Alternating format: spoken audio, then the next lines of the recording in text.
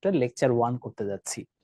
তো এই লেকচার 1 এ আমরা জানি বেসিক্যালি লেকচার 1 তো আসলে ফার্স্ট লেকচার। সো এখানে আমরা ওভারঅল চ্যাপ্টারে কি টপিক আছে সেটা প্রাইমারিলি বলে দেব। পরবর্তীতে আজকের লেকচারে যেটুকু টপিক আছে সেটা আমি ডিসকাস করব। তো তোমরা দেখতেই পাচ্ছ আমাদের এই পুরো চ্যাপ্টার অর্থাৎ কোয়ালিটেটিভ কেমিস্ট্রি চ্যাপ্টারে অনেকগুলো গুরুত্বপূর্ণ টপিক আছে। আমাদের কেমিস্ট্রি ফার্স্ট পেপার বইতে প্রথম চ্যাপ্টার যেটা সেই চ্যাপ্টারটা তো ল্যাবরেটরি নিরাপদ ব্যবহার। এটার পরপরই মানে যেটাকে আমরা বলি সেফ ইউজ অফ ল্যাবরেটরি। তারপরেই কিন্তু এই কোয়ালিটেটিভ কেমিস্ট্রির কথা বললে এটার বা ইনিশিয়াল আমাদের শেখার জিনিসটা কি? বাসা বাড়িতে অনেক সময় কি আমরা ছাদে চাঁদ তারা এরকম অনেক কিছু লাগাতাম না যেগুলো দিনে মানে আলোতে থাকলে এদের অস্তিত্ব টের পেলে, কারণ আমাদের এই ইলেকট্রন আবিষ্কার দিলেন দার্শনিক ইয়ার কত ইয়ার এটাই হচ্ছে আলফা চেয়ে আমাদেরকে অবশ্যই যে from infinity which series is created এটা হচ্ছে একটা নিউট্রন। নিউট্রন সব অ্যাটমেই থাকে এক্সেপ্ট হাইড্রোজেন। যেমন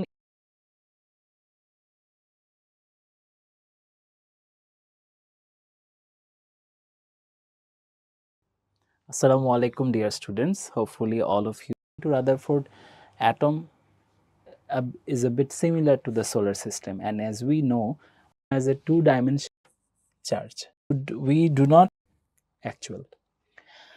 Anyway, these are evident that that atom is present there. For that we use a mixture which is called RU powder. RU powder is a specially prepared powder of the radioactive element ruthenium, where at least 50 basic substances are mixed.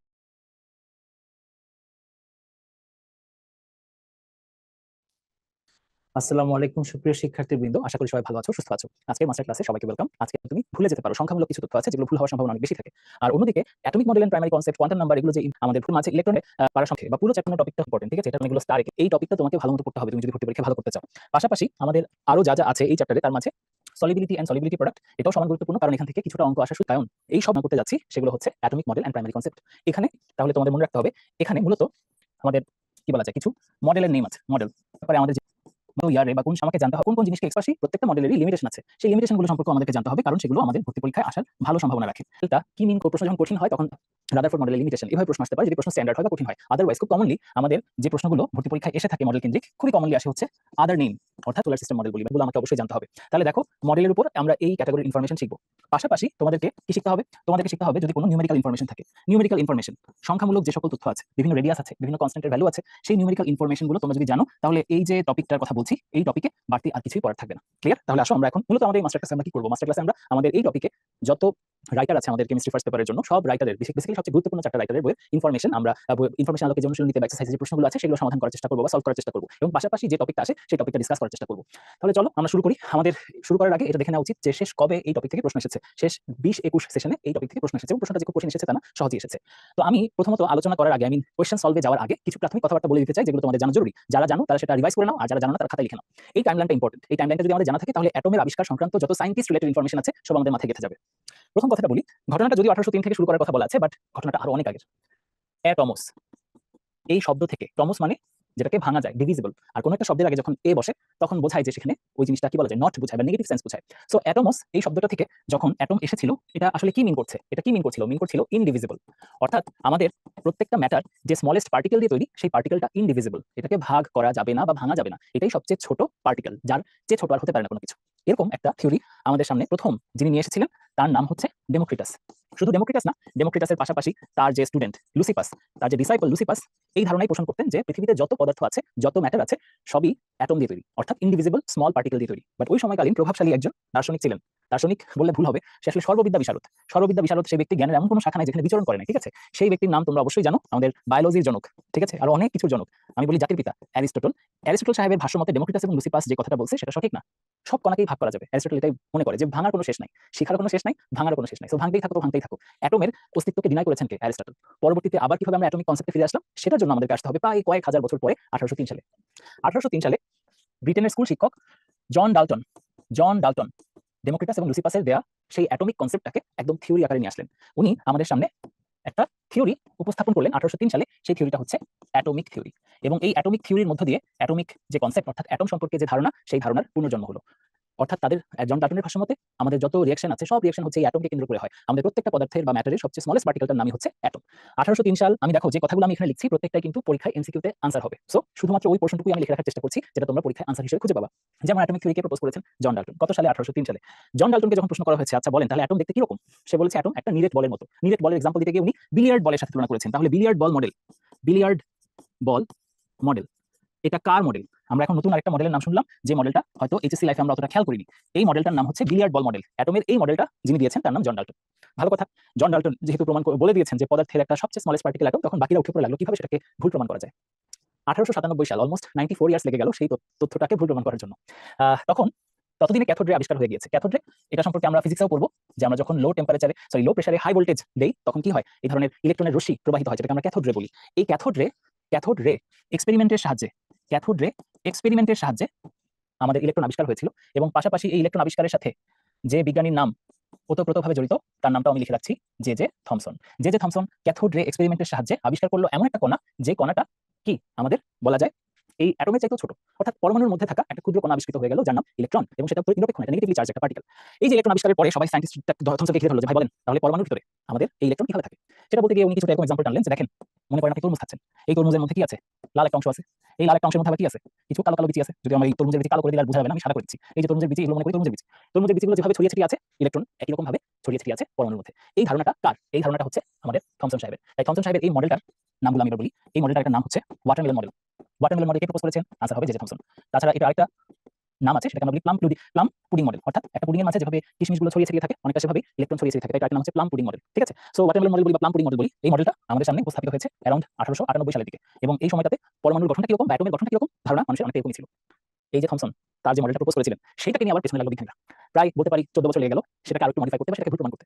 1911 সালে আরেকটা যুগান্তকারী experiment হলো। সেই যুগান্তকারী এক্সপেরিমেন্টের নাম হচ্ছে alpha particle scattering experiment. এই যে পাশে একটা ছবি আছে, আলফা পার্টিকেল স্ক্যাটারিং এক্সপেরিমেন্টের ছবিটা হচ্ছে এইটা। ঠিক আছে? এই যে আমি এখানে ছবি আঁকলাম না, তরমুজ মডেলটা ঠিক পাশে কিন্তু থমসন মডেল আর রাদারফোর্ড মডেলের কি বলা যায় কম্পারিজন দেয়া আছে, সেটা নিয়ে আলোচনা করছি। তার আগে এই আলফা পার্টিকেল স্ক্যাটারিং এক্সপেরিমেন্ট সম্পর্কে বলি। এই আলফা পার্টিকেল স্ক্যাটারিং এক্সপেরিমেন্টটা 1911 সালে হয়েছে, এবং এই স্ক্যাটারিং এক্সপেরিমেন্টের সাথে যে নামটা ওতপ্রোতভাবে জড়িত, সেই নামটা হচ্ছে রাদারফোর্ড বেসিক্যালি ওনার কিছু অ্যাসিস্ট্যান্ট ছিল ওই সময়, গাইগার এবং মার্সেন, তারা আলফা পার্টিকেল স্ক্যাটারিং এক্সপেরিমেন্ট করেছিলেন, এবং সেটা করার মধ্য দিয়ে অ্যাটমের ভিতরে আসলে কি আছে সেই ধারণাটা আরো ক্লিয়ার হয়ে যায়। এখানে আমার ভর্তি পরীক্ষা কি আসবে, এই যে পুরো এক্সপেরিমেন্টের বিভিন্ন এন্ড থেকে প্রশ্ন আসার সুযোগ আছে। আমি ধাপে ধাপে বলছি। যেমন প্রথমত এখানে একটা তেজস্ক্রিয় উৎস নিতে হয় বা সোর্স নিতে হয়, রেডিওঅ্যাক্টিভ সোর্স নিতে হয়, যেখান থেকে আলফা বিটা গামা এই তিনটারে আসবে। বাট আমাদের কনসার্ন হচ্ছে আলফারে। আলফারে কি? আলফারে হচ্ছে একটা ডাবল পজিটিভ হিলিয়াম নিউক্লিয়াস। অর্থাৎ আমরা যদি হিলিয়াম থেকে দুটো ইলেকট্রনকে সরিয়ে ফেলি, হিলিয়ামের যা কিছু অবশিষ্ট থাকে সেটা হচ্ছে আলফারে। এই আলফারে এমিশনের জন্য আমাকে একটা রেডিওঅ্যাক্টিভ সোর্স নিতে হবে। সেই রেডিওঅ্যাক্টিভ সোর্স কি হতে পারে? সেটা রেডিয়াম, হতে পারে ইউরেনিয়াম কিংবা যে কোনো তেজস্ক্রিয় বা রেডিওঅ্যাক্টিভ এলিমেন্ট হতেই পারে। এখান থেকে যে আলফা ইমিট হচ্ছে সেটা যাতে সব দিকে ইমিটেড না হয়, সেজন্য এটাকে আমরা একটা খাঁচার মধ্যে রাখতে হয়, যে খাঁচাকে ভেদ করে আলফা রে বিটা রে গামা রে বের হয়ে আসতে পারবে না। সেই বিশেষ খাঁচাটা যে এলিমেন্টে তৈরি হতে হয়, সেই এলিমেন্টের নাম কিন্তু এখানে লেখা আছে লেড। ঠিক আছে? আমরা লেড ব্লকের মাঝে এই রেডিওঅ্যাক্টিভ সোর্সটাকে রাখি। তবে খেয়াল রাখতে হবে অবশ্যই এর এক প্রান্ত কি থাকা লাগবে, খোলা। তাহলে সেই একটা প্রান্ত দিয়ে একটা বিন্দু দিয়ে দেখা যাবে কি আলফা পার্টিকেল বের হচ্ছে। এই আলফা পার্টিকেল বের হয়ে কার উপর পড়বে? আমরা একটা গোল্ড ফয়েল নিচ্ছি। এটা কি গোল্ড ফয়েল? আমাদের অ্যাডমিশন টেস্টে খুবই ক্লাসিক্যাল একটা প্রশ্ন আসার সম্ভাবনা রাখে, সেটা হচ্ছে এই গোল্ড ফয়েলের থিকনেস কত। গোল্ড ফয়েলটাকে খুবই ঠিক, মানে একদম ন্যারো থিকনেসে রাখা হয়। কেন? যাতে এখানে খুব বেশি অ্যাটম এক্সিস্ট না করে। 0.404 সেন্টিমিটার। ঠিক আছে? এই ইনফরমেশনটা অনেকেই ভুল করে ফেলে, কারণ আমাদের বইতে কয়েক এডিশনে এই সংখ্যাটা কিছুটা পরিবর্তন হয়েছে। লেটেস্ট এডিশন অনুসারে তথ্যটা এরকম যে দশমিকের পরে 4টা শূন্য, তারপর 4 সেন্টিমিটার। এই থিকনেস বিশিষ্ট গোল্ড ফয়েলের উপরে যখন আলফা রশ্মি আপতিত হওয়া শুরু করে, তখন দেখা যায় যে আলফা পার্টিকেল যে ভেদ করে চলে যাচ্ছে কিংবা রিফ্লেক্ট হয়ে আসছে, সেটা তো বুঝতে হবে। সেটা বোঝার জন্য আমরা কি করেছি, একটা কি বলা যায়, একটা ব্যারার মতো জিনিস দিয়েছি, যেটার ভেতরে এমন একটা এজেন্ট দিয়েছি যেটার উপর আলফা কণার ইমিশন হলে কি বলা যায়, সে একটা গ্লো দেখাবে। আলফা কণা যখন পড়বে সেখানে এক ধরনের কি আসবে, গ্লো আসবে। এখানে আমরা যে এজেন্টটা ব্যবহার করি সেই এজেন্টের নাম হচ্ছে জিঙ্ক সালফাইড।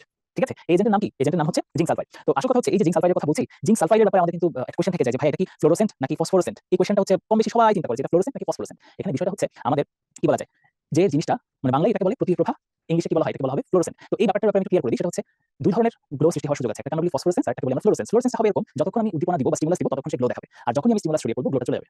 অন্যদিকে ফসফোরেসেন্স যারা, তারা দেখা যায় স্টিমুলাসটা সরানোর অনেকক্ষণ পরেও বা অল্প সময় পরেও গ্লোটা ধরে রাখতে পারে। এইগুলো হচ্ছে ফসফোরেসেন্ট এজেন্ট। যেমন আমরা বলতে পারি আমাদের বাসা বাড়িতে অনেক সময় কি আমরা ছাদে চাঁদ তারা এরকম অনেক কিছু লাগাতাম না, যেগুলো দিনে মানে আলোতে থাকলে এদের অস্তিত্ব টের পাওয়া যেত না, যখন অন্ধকার আসতো তখন এরা গ্লো করতো। তাহলে দেখো উদ্দীপনা চলে যাওয়ার অনেক সময় পর পর্যন্ত কিন্তু তারা গ্লো করতো। কেন গ্লো করতো? কারণ ওগুলো হচ্ছিল ফসফোরেসেন্ট এজেন্ট। আর অন্যদিকে ফ্লোরোসেন্ট বাল্বের নাম তো আমরা শুনছি, যতক্ষণ আমরা কারেন্ট থাকতো ততক্ষণ আলো দিত। সো সেই সেন্সে যতক্ষণ স্টিমুলাস ততক্ষণ গ্লো। সো এই যে জিঙ্ক সালফাইড, এই জিঙ্ক সালফাইডে যখনই কোনো একটা আলফা রে রিফ্লেক্টেড হয়ে, আলফা পার্টিকেল রিফ্লেক্টেড হয়ে পড়তো, তখনই গ্লো দেখাতো। সুতরাং এটা কি ধরনের এজেন্ট হবে? এটা ফ্লোরোসেন্ট হবে, তাই না? তো বিষয় হচ্ছে এই জিঙ্ক সালফাইডের একটা কোড আমাদেরকে বুঝতে সাহায্য করেছে যে অধিকাংশ আলফা পার্টিকেল কি হয়, গ্লো মানে ভেদ করে চলে যাচ্ছে বা রিফ্লেক্টেড হয়ে গ্লো সৃষ্টি করতেছে। দেখা যেত প্রতি 20,000 এ একটা, 1 আউট অফ 20,000, প্রতি 20,000 এ একটা আলফা রে সরাসরি বিপরীত দিকে ফেরত আসছে।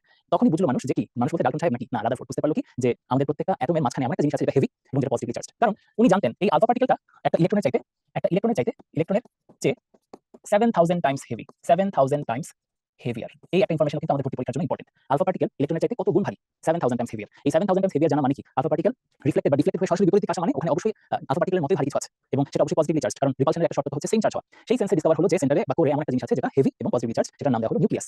তাহলে ডিসকভার হলো কি? এখানে ডিসকভার হয়ে গেল নিউক্লিয়াস। এই জন্য রাদারফোর্ডের যে মডেল, সেই মডেলের আরেকটা নাম হচ্ছে নিউক্লিয়ার মডেল।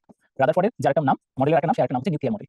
পাশাপাশি রাদারফোর্ডকে প্রশ্ন করা হলো যে কিভাবে থাকে অ্যাটমের মধ্যে ইলেকট্রনগুলো, নিউক্লিয়াসে বা কই থাকে? সে বলল নিউক্লিয়াসটা সানের মতো চিন্তা করে আর ইলেকট্রনগুলো প্ল্যানেটের মতো চিন্তা করে। সেখান থেকে প্ল্যানেটারি মডেল বা সোলার, বা যেটাকে বলা হয় কি সোলার সিস্টেম মডেল, এই কনসেপ্টের শুরু। সোলার সিস্টেম মডেলকে প্রপোজ করেছেন রাদারফোর্ড, নিউক্লিয়ার মডেলকে প্রপোজ করেছেন সেম জিনিস রাদারফোর্ড। প্ল্যানেটারি মডেল কি? এই রাদারফোর্ডের মডেলটা। সো যাই হোক, রাদারফোর্ড মডেল যেহেতু বলেছে প্ল্যানেটের সাথে মিল আছে ইলেকট্রনের, সেখানে বুঝতে পারছি বড় ধরনের ভুল আছে। সেই ভুলগুলো আরো শুধরানোর জন্য বেশি সময় লাগলো না, 2 বছর লাগলো। 1913 আমাদের নেলস বোর, যিনি কিনা রাদারফোর্ডের একজন অ্যাসিস্ট্যান্ট ছিলেন, সে একটা নতুন থিওরি অ্যাপ্লাই করে নতুন একটা মডেল প্রপোজ করেছেন। উনি যে থিওরিটাকে অ্যাপ্লাই করেছেন সেটা হচ্ছে কোয়ান্টাম থিওরি। সেই কোয়ান্টাম থিওরিকে কাজে লাগিয়ে বা কোয়ান্টাম ফিজিক্সকে বা কোয়ান্টাম মেকানিক্সকে কাজে লাগিয়ে যে মডেলটা এসেছে সেটার নাম আমরা সবাই বলি বোর মডেল। তার নাম অনুসারে নামকরণ করা বোর মডেল। সেই বোর মডেলের পরবর্তীতে আরো অনেক কি বলা যায়, তার যে লিমিটেশনগুলো ছিল সেগুলো বিভিন্ন সায়েন্টিস্টের মাধ্যমে কারেকশন হয়, যেমন ডি ব্রগলি, তারপর হাইজেনবার্গ, এই ধরনের বিখ্যাত বিজ্ঞানীদের কিছু তত্ত্ব বোর মডেলকে আরো বেশি কি করে, বেটার করে। সবশেষ শ্রোডিঞ্জার ইকুয়েশন সহ এই সব সায়েন্টিস্টদের মডেলের কি বলা যায় সবচেয়ে পারফেক্ট থিওরিগুলোকে অ্যাসেম্বল করে ফাইনালি 1924 থেকে 27 এর মাঝে অনেক সায়েন্টিস্টের অনেক থিওরি সবগুলোকে কাজে লাগিয়ে ফাইনালি যে well accepted model of atom যেটা আমরা পাই সেটার নাম হচ্ছে কোয়ান্টাম কোয়ান্টাম মেকানিক্যাল মডেল। ঠিক আছে, সেটার নাম কি? Quantum mechanical model. Quantum quantum mechanical mechanical model. ঠিক আছে, তাহলে দেখো আমরা এখানে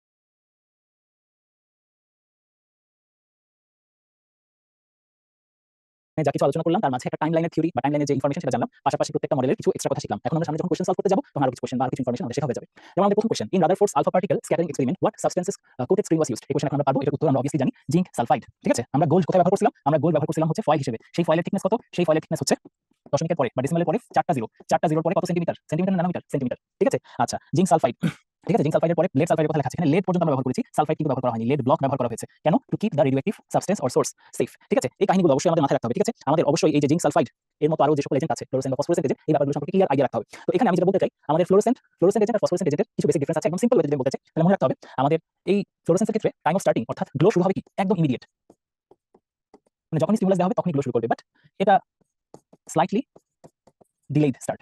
এটাও এমন না যে কয়েক ঘন্টা পর শুরু হবে, জাস্ট কয়েক সেকেন্ডের একটা গ্যাপ দেখা যায় বা কয়েক মিনিটের একটা গ্যাপ দেখা যায়। আমাদের ডিউরেশনের কথা যদি বলি, ফ্লোরোসেন্স বেসিক্যালি খুবই অল্প সময় জুড়ে আমরা পাই, শর্ট ডিউরেশন, আর এটার গ্লোটা লং ডিউরেশন। এখানে বিষয় হচ্ছে কেন শর্ট ডিউরেশন, কারণ হচ্ছে এখানে ইলেকট্রনের স্পিনটা চেঞ্জ হয় না, ইলেকট্রনের স্পিনটা আনচেঞ্জড থাকে, বাট এখানে আমরা ইলেকট্রনের যে স্পিন সেই স্পিনটা চেঞ্জ হতে দেখি। ঠিক আছে, আর লাস্টলি এক্সাম্পলের কথা যদি বলতে হয়, এখানে একটা মজার বিষয়, আমরা কি বলা যায় আসল টাকার মাঝে যে সিকিউরিটি থ্রেড থাকে, সেই সিকিউরিটি থ্রেডে কিন্তু একটা বিশেষ এজেন্ট ব্যবহার করি যেটাতে ইউভি লাইট দিলে গ্লো করে, লাইট ছড়াই ফেলে কি গ্লো করবে? করবে না। সো এই ফসফোর নামে যে জিনিসটা ব্যবহার করা হয়, নামে ফসফোর আছে কিন্তু সেটা কি খেয়াল করে দেখো, নামে ফসফোর থাকে কি হবে, এটা হচ্ছে ফ্লোরোসেন্ট এজেন্ট। ফ্লোরোসেন্ট এজেন্ট বাইরে যে প্রপার্টিটা শো করে সেটার নাম হচ্ছে ফ্লোরোসেন্স। অন্যদিকে আমাদের কি বলা যায়, ফায়ারফ্লাইতে জোনাকি পোকা বাংলা যেটাকে বলি, তাদের যে গ্লোটা হয় সেই গ্লোটা কিন্তু এক ধরনের কি ফ্লোরোসেন্স না ফসফোরেন্স, তাদের গ্লোটা কি হবে? ফসফোরেন্স হবে। ঠিক আছে, পাশাপাশি মনে রাখতে হবে একটা জিনিস, আমাদের যত অ্যালকালি মেটাল আছে, অ্যালকালি মেটালের সালফাইডগুলো, অ্যালকালি মেটালের সালফাইড, ঠিক আছে, এটা আমি এখানে লিখে দিচ্ছি, অ্যালকালি মেটালের ফসফোর অ্যাড হচ্ছে। দেখো জিনিসটা বিশেষ বিষয়, স্পিন কার্বলি লাইট টু গ্লো। এই ফ্লোরোসেন্সের ক্ষেত্রে টাইম অফ আমি যেটা বলতে চাই, আমাদের ফ্লোরোসেন্ট যে সকল এজেন্ট আছে, ফ্লোরোসেন্ট বা ফসফোরেসেন্ট এজেন্ট, এই ব্যাপারগুলো সম্পর্কে ক্লিয়ার আইডিয়া রাখতে হবে। তো এখানে আমি যেটা বলতে চাই, আমাদের ফ্লোরোসেন্ট এজেন্ট আর ফসফোরেসেন্ট এজেন্টের কিছু বেসিক ডিফারেন্স আছে, একদম সিম্পল ওয়েতে যদি বলতে চাই তাহলে মনে রাখতে হবে আমাদের এই ফ্লোরোসেন্সের ক্ষেত্রে টাইম অফ স্টার্টিং অর্থাৎ গ্লো শুরু হবে কি একদম ইমিডিয়েট, মানে যখনই স্টিমুলাস দেওয়া হবে তখনই গ্লো শুরু করবে, বাট এটা স্লাইটলি ডিলেইড স্টার্ট। এটাও এমন না যে কয়েক ঘন্টা পর শুরু হবে, জাস্ট কয়েক সেকেন্ডের একটা গ্যাপ দেখা যায় বা কয়েক মিনিটের একটা গ্যাপ দেখা যায়। আমাদের ডিউরেশনের কথা যদি বলি, ফ্লোরোসেন্স বেসিক্যালি খুবই অল্প সময় জুড়ে আমরা পাই, শর্ট ডিউরেশন, আর এটার গ্লোটা লং ডিউরেশন। এখানে বিষয় হচ্ছে কেন শর্ট ডিউরেশন, কারণ হচ্ছে এখানে ইলেকট্রনের স্পিনটা চেঞ্জ হয় না, ইলেকট্রনের স্পিনটা আনচেঞ্জড থাকে, বাট এখানে আমরা ইলেকট্রনের যে স্পিন সেই স্পিনটা চেঞ্জ হতে দেখি। ঠিক আছে, আর লাস্টলি এক্সাম্পলের কথা যদি বলতে হয়, এখানে একটা মজার বিষয়, আমরা কি বলা যায় আসল টাকার মাঝে যে সিকিউরিটি থ্রেড থাকে, সেই সিকিউরিটি থ্রেডে কিন্তু একটা বিশেষ এজেন্ট ব্যবহার করি যেটাতে ইউভি লাইট দিলে গ্লো করে, লাইট ছড়াই ফেলে কি গ্লো করবে? করবে না। সো এই ফসফোর নামে যে জিনিসটা ব্যবহার করা হয়, নামে ফসফোর আছে কিন্তু সেটা কি খেয়াল করে দেখো, নামে ফসফোর থাকে কি হবে, এটা হচ্ছে ফ্লোরোসেন্ট এজেন্ট। ফ্লোরোসেন্ট এজেন্ট বাইরে যে প্রপার্টিটা শো করে সেটার নাম হচ্ছে ফ্লোরোসেন্স। অন্যদিকে আমাদের কি বলা যায়, ফায়ারফ্লাইতে জোনাকি পোকা বাংলা যেটাকে বলি, তাদের যে গ্লোটা হয় সেই গ্লোটা কিন্তু এক ধরনের কি ফ্লোরোসেন্স না ফসফোরেন্স, তাদের গ্লোটা কি হবে? ফসফোরেন্স হবে। ঠিক আছে, পাশাপাশি মনে রাখতে হবে একটা জিনিস, আমাদের যত অ্যালকালি মেটাল আছে, অ্যালকালি মেটালের সালফাইডগুলো, অ্যালকালি মেটালের সালফাইড, ঠিক আছে, এটা আমি এখানে লিখে দিচ্ছি, alkali metal sulphide, alkali metal sulphide, এটা কিন্তু দেখা যায় কি ফসফোরেসেন্স প্রেজেন্ট করে। এখানে আমরা যে ছবিটা দেখতে পাচ্ছি, উপরের ছবিটা অবশ্যই ফ্লোরোসেন্স আর এই ছবিটা হচ্ছে ফসফোরেসেন্ট বা ফসফোরেসেন্স। এখানে এবার একটু আসি, আমাদের ফ্লোরোসেন্সের এক্সাম্পল কিন্তু আমরা কিছু অ্যালগিতেও পাই, অ্যালগির মধ্যে যে অ্যালগির মধ্যে আবার ব্যাপার আছে, শুধু ফ্লোরোসেন্সই পাই তা না, একটা লুমিনেসেন্সও পাই। লুমিনেসেন্স হচ্ছে পাশের ছবিটা, অর্থাৎ আমরা রেডিয়ামের কথা যদি বলি, সেই রেডিয়াম তো আসলে কোনো কিছুকে অ্যাবজর্ব করে বা কোনো স্টিমুলাসের কারণে গ্লো করে ব্যাপারটা এমন না, সে নিজে থেকে গ্লো করে, সেই নিজে থেকে গ্লো করাটার নাম হচ্ছে লুমিনেসেন্স। এরকম যে সকল অ্যালগি লুমিনেসেন্স শো করে ওটাকে আমরা বায়োলুমিনেসেন্স বলি। ঠিক আছে, এটা আমরা যখন অ্যালগি ফাঞ্জের চ্যাপ্টারটা পড়ব সেখানে আরো ডিটেইলে জানবো। আপাতত এখানে আমাদের শেখার জিনিসটা কি? শেখার জিনিসটা হচ্ছে আমাদের এই ফ্লোরোসেন্স বা ফসফোরেসেন্সের মধ্যে তফাৎ কি, আর পাশাপাশি এই ফসফোর নামে ফসফোর হওয়া সত্ত্বেও এটা কিন্তু এক ধরনের ফ্লোরোসেন্ট এজেন্ট, এবং দেখা যায় কি আমাদের যে ইউভি রে আছে, ইউভি রে কত ওয়েভলেংথ পড়লে তারা গ্লো দেখায় সেটা মনে রাখতে হবে, হচ্ছে 230 থেকে 375 ন্যানোমিটার। এই রেঞ্জে যখন আমরা কি বলা যায় আল্ট্রাভায়োলেট রে এখানে ফেলবো, তখনই দেখা যাবে এটা গ্লো করবে, তখনই আমরা বুঝবো যে এটা আসল টাকা, এটা জাল টাকা না। আসি এরপরের প্রশ্ন চলে যাবে, হচ্ছে why is zinc sulfide used in Rutherford experiment? একটু আগে বললাম না সালফাইড গুলো কি ফসফোরেসেন্ট এজেন্ট, সুতরাং it is a phosphorescent substance. ঠিক আছে, তবে এখানে আমি একটা কথা বলে রাখি, এখানে কিন্তু একটা ডাউট আছে, ডাউট এই সেন্সে কিছু লাইটের বইতে ফসফোরেসেন্ট আছে, কিছু লাইটের বইতে ফ্লোরোসেন্ট আছে। ফ্লোরোসেন্ট এর যুক্তিটা হচ্ছে এরকম যে যতক্ষণ আমি গ্লো দিচ্ছি, যতক্ষণ আমি কি বলা যায় সিমুলাস দিচ্ছি ততক্ষণ গ্লো করছে, বাট অ্যাকচুয়ালি এটা ইন্টারন্যাশনাল অনেক লাইটের বই, পাশাপাশি হচ্ছে আমাদের যে কবিসারের বই থেকে যে ইনসিপ্ট দেওয়া হয়েছে সেখানে রেফারেন্স হিসেবে আনসার ফসফোরেসেন্ট আছে। তোমরা বাকি সব ভুলে যাও, প্রতিপক্ষে ভালো করার জন্য আমাদেরকে অবশ্যই যে ইনফরমেশনটা দিলে নাম্বারটা পাওয়ার সম্ভাবনা থাকে সেটাই জানতে হবে। সুতরাং এটা কোনো ডাউটে থাকবে না, মনে রাখবা জিঙ্ক সালফাইড হচ্ছে একটা ফসফোরেসেন্ট সাবস্টেন্স। ঠিক আছে, এটা ক্লিয়ার থাকবে। এরপরের প্রশ্ন চলে যায়, বলা হচ্ছে success and limitation of the Rutherford মডেলগুলো কি কি? আচ্ছা, এটা আসলে প্রশ্ন না, এটা আসলে তোমাদেরকে একটা নিউমেরিকের সাহায্যে আমি যত লিমিটেশন আছে সেগুলোকে মনে রাখার চেষ্টা করব, বা সাকসেস যেগুলো আছে সেগুলোকে মনে রাখার চেষ্টা করব। যেমন প্রথমত আমাদের এখানে আমি কি বলা যায় যেগুলো আছে আমাদের এখানে সাকসেস গুলো কি? সাকসেসের কথা বলে প্রথমত এটা ইলেকট্রিক্যাল যে নিউট্রালিটি সেই ব্যাপারটাকে এক্সপ্লেইন করতে পেরেছে, পজিটিভ চার্জের সংখ্যা ইলেকট্রনের সংখ্যা সমান এভাবে ব্যাখ্যা করেছে।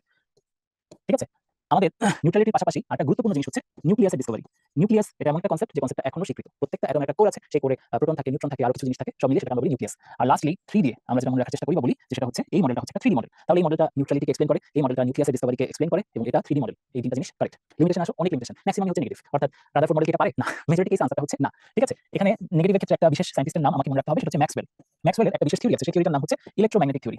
ইলেকট্রোম্যাগনেটিক থিওরি, এই ইলেকট্রোম্যাগনেটিক থিওরি অনুসারে দেখা যাচ্ছে কি আমাদের কোনো একটা চার্জ পার্টিকেল যদি কোনো একটা অপোজিটলি চার্জ পার্টিকেলকে সেন্টার করে রাউন্ড করতে থাকে বা কি বলা যায় রিভলভ করতে থাকে, তখন সে গ্র্যাজুয়ালি এনার্জি হারিয়ে সেন্টারে চলে আসার কথা, বাট এমনটা হলে অ্যাটমের রেজিস্ট্যান্সই থাকে না। এমনটা কেন হয় না সেটা কিন্তু ব্যাখ্যা করা হয়নি রাদারফোর্ড মডেল দিয়ে। দ্যাটস ওয়াই ম্যাক্সওয়েলের যে থিওরি সেটা রাদারফোর্ড মডেলকে অ্যাকসেপ্ট করে না। এছাড়া যত স্পেকট্রামের কথা বলো, ঠিক আছে, স্পেকট্রাম সেটা যে কারো স্পেকট্রাম, হাইড্রোজেনের স্পেকট্রাম হতে পারে, অন্য কোনো অ্যাটমের স্পেকট্রাম হতে পারে, সেগুলোকে কিন্তু সে এক্সপ্লেইন করতে পারে না। ঠিক আছে, পাশাপাশি তুমি চিন্তা করো সোলার সিস্টেমের সাথে যে কম্পারিজন, সেই সোলার সিস্টেমের সাথে কম্পারিজনের কোনো সুযোগ আছে? কোনো সুযোগ নাই। সো লিমিটেশন চিন্তা আমাদের খুব বেশি দেখতে হবে না, আমাদের লিমিটেশন অনেক, এবং সবই হচ্ছে নেগেটিভ কথা যে এটা পারে না অমুক না। সো নেগেটিভ কথা থেকে আমরা বুঝতে পারবো এটা রাদারফোর্ড মডেলের limitation. Which one is the closest value of atomic diameter? এটা কিন্তু 20-21 সালে আসা প্রশ্ন এই টপিক থেকে। ঠিক আছে, এখানে একটা কথা বলি, রাদারফোর্ড মডেল থেকে আমরা কি ধারণা পাই আর বোর মডেল থেকে কি ধারণা পাই, এটা একদম ক্লিয়ার করে শিখে রাখো। রাদারফোর্ড এবং বোর, রাদারফোর্ডের মডেলে আমরা এটা জানতে পারি যে nucleus is very small then atom. এবং বলা আছে বইতে 10,000 থেকে 1 লক্ষ গুণ বড় হতে পারে অ্যাটম নিউক্লিয়াসের চাইতে। বাট কোনো সাইজের ব্যাপারে কিছু বলা আছে? নাই। বাট বোর মডেল ফার্স্ট আমাদের যে অ্যাটমিক রেডিয়াস এটা ক্যালকুলেট করার ওয়ে দেখায় এবং এর মাধ্যমে আমরা যে ফার্স্ট শেলের যে রেডিয়াসটা আমরা বের করি সেই ফার্স্ট শেলের রেডিয়াসটাকে ইনফ্যাক্ট কি বলা হয়? বোর রেডিয়াস বলা হয়। ফার্স্ট শেলের রেডিয়াসটাকে বলা হয় বোর রেডিয়াস এবং এই বোর রেডিয়াসের যে ভ্যালু সেটা আমাকে ভর্তি পরীক্ষার জন্য অবধারিতভাবে শিখতে হবে। দেখো প্রশ্ন করা হচ্ছে অ্যাটমিক ডায়ামিটার। সো তার মানে closest value of atomic diameter মানে আমরা বোঝাতে চাচ্ছি যে ফার্স্ট শেল অর্থাৎ একটা অ্যাটম যদি আমি হাইড্রোজেন অ্যাটম চিন্তা করি সেখানে তো শেল আছে একটা। সো এটা যে রেডিয়াসটা ছিল সেটা ডাবল হবে, রাইট? সো সাধারণত আমাদের এটার মাঝে সবচেয়ে ক্লোজ কোনটা এমন যদি চিন্তা করা হয় তাহলে উত্তরটা হবে অবশ্যই 1 × 10⁻⁸ সেন্টিমিটার। কারণ আমাদের এই বোর রেডিয়াসের ভ্যালুটা হচ্ছে অনেক এরকম যে 0.529 × 10⁻⁸ সেন্টিমিটার। তো এটা যদি আমি 2 দিয়ে গুণ করি তাহলে কি পেয়ে যাবো? 1 × 10⁻⁸ সেন্টিমিটার। দেন এই হচ্ছে বিষয়। আসি আমরা পরের প্রশ্নে চলে যাই। বলা হচ্ছে in Bohr's atom how many complete waves will an electron of fourth energy level create in one rotation. খুবই ভালো কোশ্চেন। বোর মডেলের তত্ত্ব অনুসারে একটা ইলেকট্রন যদি চতুর্থ শেলে থাকে বা ফোর্থ শেলে থাকে সে আসলে কয়টা ওয়েভ তৈরি করবে? এটা মনে রাখবা। nth shell electron will generate nth complete wave। তার মানে এই ছবিটার দিকে তাকাও, আমি তো দেখে বলতে পারবো এটা কোন শেল। কিভাবে? খেয়াল করো। আমাদের এখানে কমপ্লিট ওয়েভ কয়টা আছে? 1টা, 2টা, 3টা, 4টা, 5টা। আমি আবার হিসাবটা দেখাচ্ছি 1 2 3 4 5। তাহলে এটা কততম শেল? এটা হচ্ছে 5th শেল। তাহলে চতুর্থ এনার্জি লেভেলে একটা ইলেকট্রন কয়টা ওয়েভ তৈরি করবে? অবশ্যই আনসারটা হবে 4। অনেকে প্রশ্নটা এভাবে করতে পারে যে একটা ইলেকট্রন সাপোজ বলা হলো 18th ইলেকট্রন 18তম ইলেকট্রনের জন্য নাম্বার অফ ওয়েভ কত হবে? নাম্বার অফ কমপ্লিট ওয়েভ কয়টা হবে? সো বেসিক্যালি এই কোশ্চেনটার মিনিং কি? এই কোশ্চেনটার মিনিং হচ্ছে যে 18th ইলেকট্রনটা আসলে কোন শেলে থাকে? সেটা ক্ষেত্রে তোমরা এই প্যাটার্নে আসতে পারো যে 1s2 2s2 2p6 3s2 3p6, তাই না? তাহলে দেখো আমাদের এখানে 10 12 6 18 হয়ে গেল। 18তম ইলেকট্রনটা কোথায় আছে? 3p তে আছে। তাহলে কমপ্লিট ওয়েভের সংখ্যা কত হবে? সার্টেনলি এই ক্ষেত্রে আনসারটা হচ্ছে 3। বোঝা গেল? এভাবে প্রশ্ন যদি আসে আশা করি আমরা পারবো। What is the value of planks constant? আমরা বোর মডেলের ব্যাপারে যখন বলি সেই বোর মডেলের ব্যাপারে দুটো কথা মনে রাখতে হবে, বুঝছো? বোর মডেলের তিনটা পস্টুলেট আছে। বোর মডেলের ব্যাপারে দুইটা থ্রি মনে রাখার চেষ্টা করবা সবাই। একটা হচ্ছে 3 মিস্টেক কারেকশন, অর্থাৎ বোর মডেলে রাদারফোর্ড মডেলে 3টা মিস্টেক বা 3টা এরর কারেকশন হয়েছে। আবার বোর মডেলে পস্টুলেট কয়টা বললে আনসার হবে 3টা। বোর মডেলে পস্টুলেট কয়টা বললে আনসার কি হবে? 3টা। এখন দেখো এই 3টা মিস্টেক কি কারেক্টেড হয়েছে সেটা মনে রাখার একটা ওয়ে আছে, সেটাও বলে দিই। রাদারফোর্ড আমি বলেছি কি বোরের বস ছিল। সো বোরকে কোনো একটা হুকুম দিলে তো সে পালন করবেই। সো এভাবে আমি মনে রাখতাম যে রাদারফোর্ড বোরকে হুকুম দিছে এবং বোর সেই হুকুম পালন করছে। এটা একটা Bangla numeric, but Bangla numeric দিয়ে আমরা মনে রাখতে পারবো। প্রথম কথা হচ্ছে এইচ যদি আমরা হাইড্রোজেনের স্পেকট্রামের কথা বলি যেটা বোর মডেল এক্সপ্লেইন করতে পারে। ঠিক আছে? নেক্সট কতে কক্ষপথ। এটা দিয়ে আমি বলতে চাচ্ছি যে অরবিটের যে শেপ আছে সেই শেপের এররটা বা যে ত্রুটিটা আছে সেটা কারেক্টেড হয়েছে বোর মডেলে এসে। কারণ অরবিটের শেপ কিরকম হবে, কিভাবে একাধিক ইলেকট্রন সেখানে সার্কুলেট করবে ব্যাপারগুলো কিন্তু ক্লিয়ার ছিল না আমাদের কি বলা যায় রাদারফোর্ডের মডেলে। লাস্টলি রাদারফোর্ড মডেলের one of the major limitation হচ্ছে ম্যাক্সওয়েল।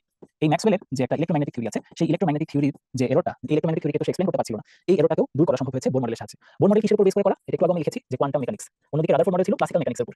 তো কোয়ান্টাম মেকানিক্সের কথা বললেই কিন্তু প্লাঙ্কের কথা চলে আসে। আমরা তিনটা পস্টুলেটের দিকে যদি খেয়াল করি, তিনটা পস্টুলেটের মধ্যে একটা পস্টুলেট হচ্ছে এনার্জি শেল নিয়ে। অর্থাৎ ইলেকট্রনগুলো যে অরবিটে রিভলভ করবে সেগুলোকে বলা হবে এনার্জি শেল। এখানে থাকা অবস্থায় ইলেকট্রন এনার্জি অ্যাবজর্ব করবে না, ইমিটও করবে না।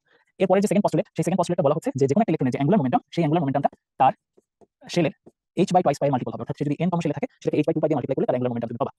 লাস্টলি একটা সেল থেকে আরেকটা সেলে যখন ইলেকট্রন যাবে তখন রেডিয়েশন বা ইমিশন অন্যদিকে অ্যাবজর্পশন কিভাবে হবে সেটাকে এক্সপ্লেইন করার জন্য প্লাঙ্কের যে সমীকরণ সেটাকে ব্যবহার করা হয়েছিল। প্লাঙ্কস কনস্ট্যান্ট এর যে কোশ্চেনটা আমি বলছি এই প্লাঙ্কস কনস্ট্যান্ট হচ্ছে h। এখন আমরা বলবো যে h এর ভ্যালু কত, এটা আমাকে অবশ্যই জানতে হবে। h এর ভ্যালু এখানে দেয়া আছে স্পষ্টভাবে 6.626 × 10⁻34 জুল সেকেন্ড।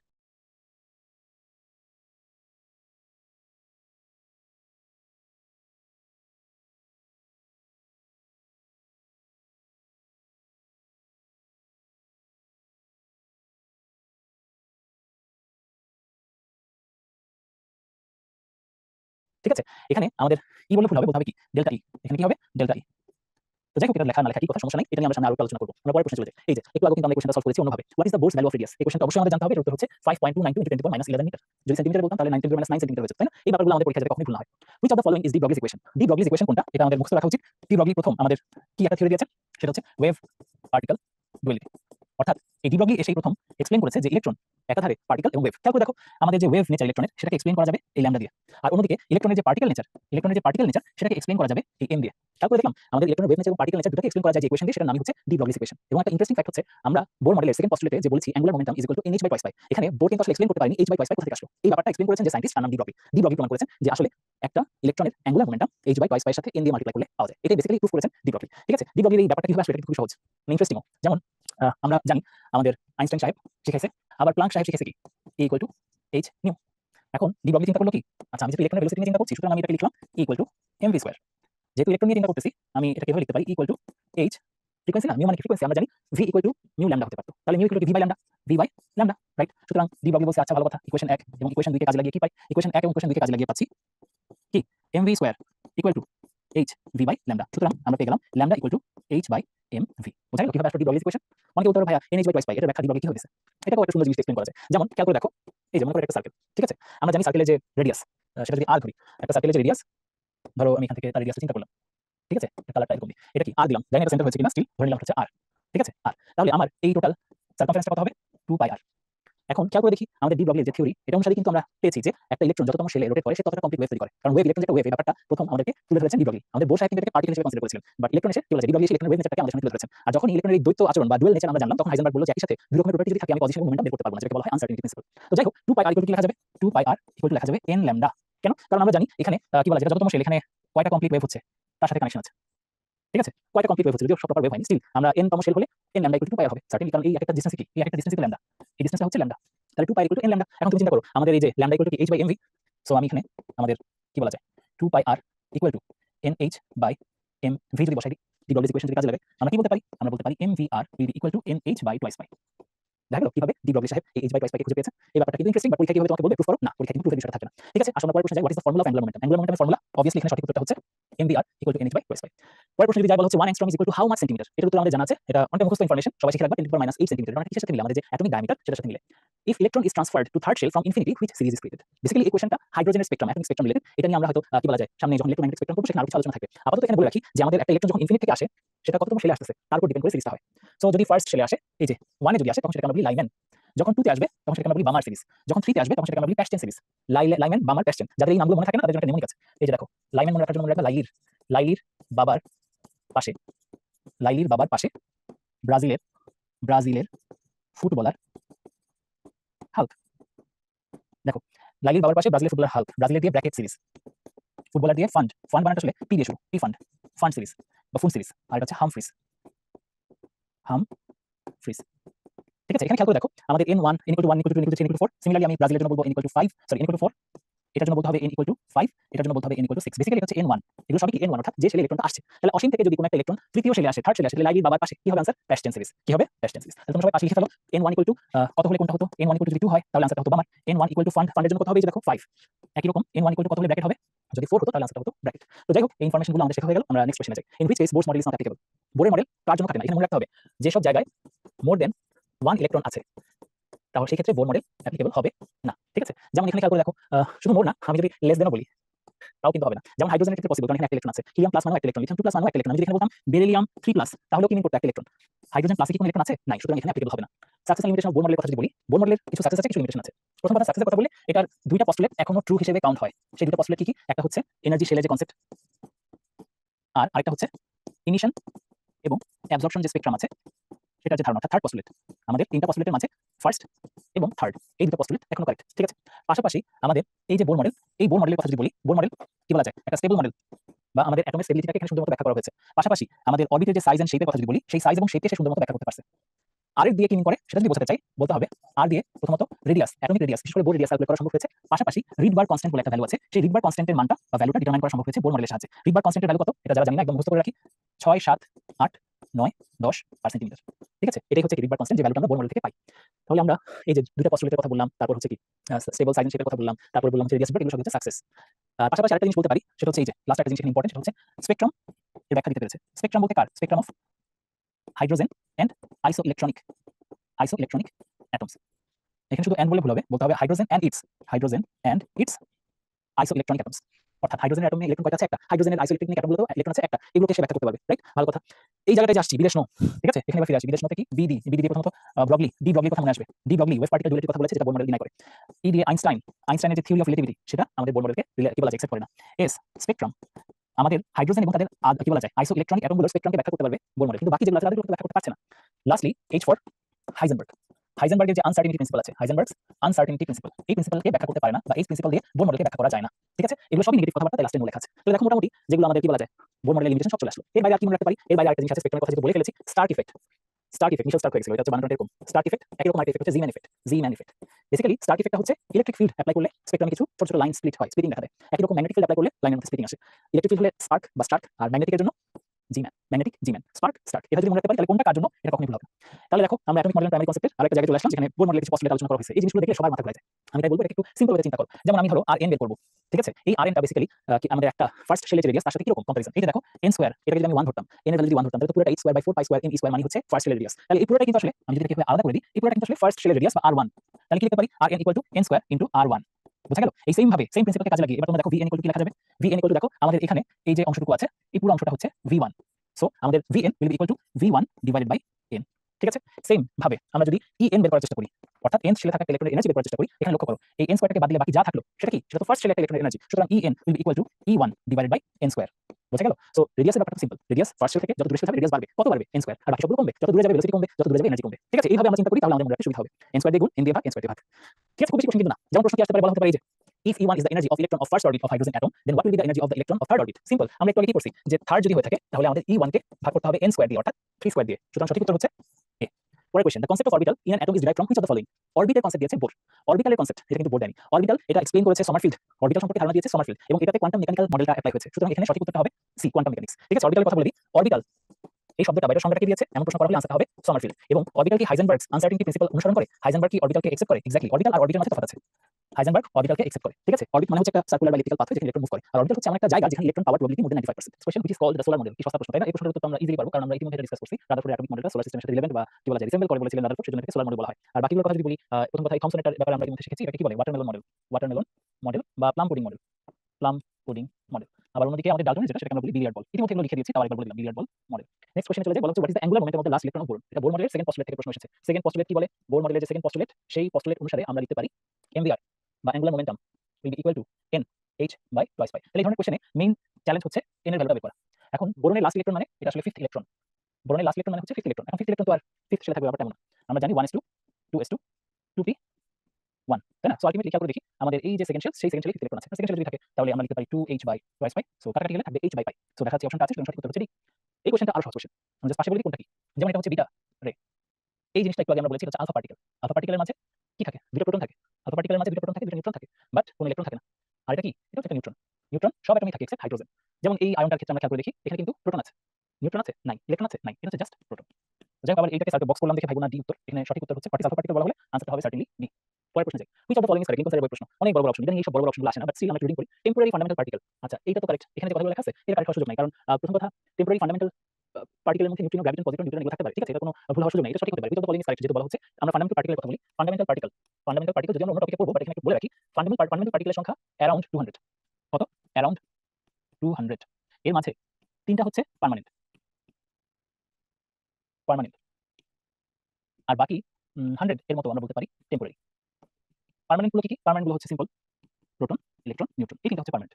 টেম্পোরারির মধ্যে বাকি সব। আর কম্পোজিট পার্টিকেল বা ইলেকট্রনের পার্টিকেল আছে যেগুলোকে আমরা হেভি পার্টিকেল বলি, সেই কম্পোজিটের মাঝে দুটো আছে আলফা আর হচ্ছে ডিউটেরন, ডিউটেরন। তো যাই হোক, আমাদের এই যে তিনটা টাইপ আছে, এবার এটার উপর বেস করে যদি বলা যায় টেম্পোরারি ফান্ডামেন্টাল পার্টিকেলের মধ্যে তো এটা থাকতেই পারে, এই কারেক্ট, এই যে কারেক্ট, কোনো সমস্যা নাই। নেক্সট যদি বলি the number of elements found in nature is 118, এটা correct. The charge particle neutron was discovered by James Chadwick, এটা correct. Electron was discovered by sir J J Thomson, this one is also correct. তো basically এখানে সবই correct, তবে এখানে একটা ব্যাপার আছে, নিউটনের যে আবিষ্কারক বা নিউটনের যে ডিসকভার, এটা একটা দ্বিমত থাকতে পারে। জেমস চ্যাডউইকের পাশাপাশি আরেকজনের নাম এখানে মনে রাখার উপায় আছে, সেটা হচ্ছে বুথ এন্ড বেকার, এটা কোন রাইটারের বইতে আছে, গুহসারের বইতে আছে। আর একই রকম the number of elements found in নেচারের ক্ষেত্রে এটা আসলে 118 হওয়া উচিত না, কারণ কিছু এলিমেন্ট আর্টিফিশিয়ালি তৈরি করা হয়েছে যেগুলো নেচারে পাওয়া যায় না, ঠিক আছে। সো সেই সেন্সে ন্যাচারাল কোন আইসোটোপ আর্টিফিশিয়ালি তৈরি করা হয়েছে, সেই সেন্সে এই 118টা একটু কি বলা যায় ইনকারেক্ট। আর টেম্পোরারি ফান্ডামেন্টাল পার্টিকেলের মাঝে যে নামগুলো লেখা আছে তার মাঝে একটা জিনিস লুকায় আছে, খেয়াল করে দেখো, ডিউটেরন, ডিউটেরন যদিও পার্মানেন্ট না, স্টিল এটাকে টেম্পোরারির মধ্যে বইতে লেখা হয়নি, লেখা হয়েছে কম্পোজিটের মাঝে, সেজন্য এটাও partially incorrect. So overall more suitable answer এখানে কোনটা? অবশ্যই আনসারটা হবে electron was discovered by J J Thomson, যেখানে কোনো ডাউট নেই। বুঝা গেল? কোশ্চেনটা একটু কমপ্লিকেটেড, বাট এটার মাধ্যমে অনেক কিছু শিখতে পারলাম।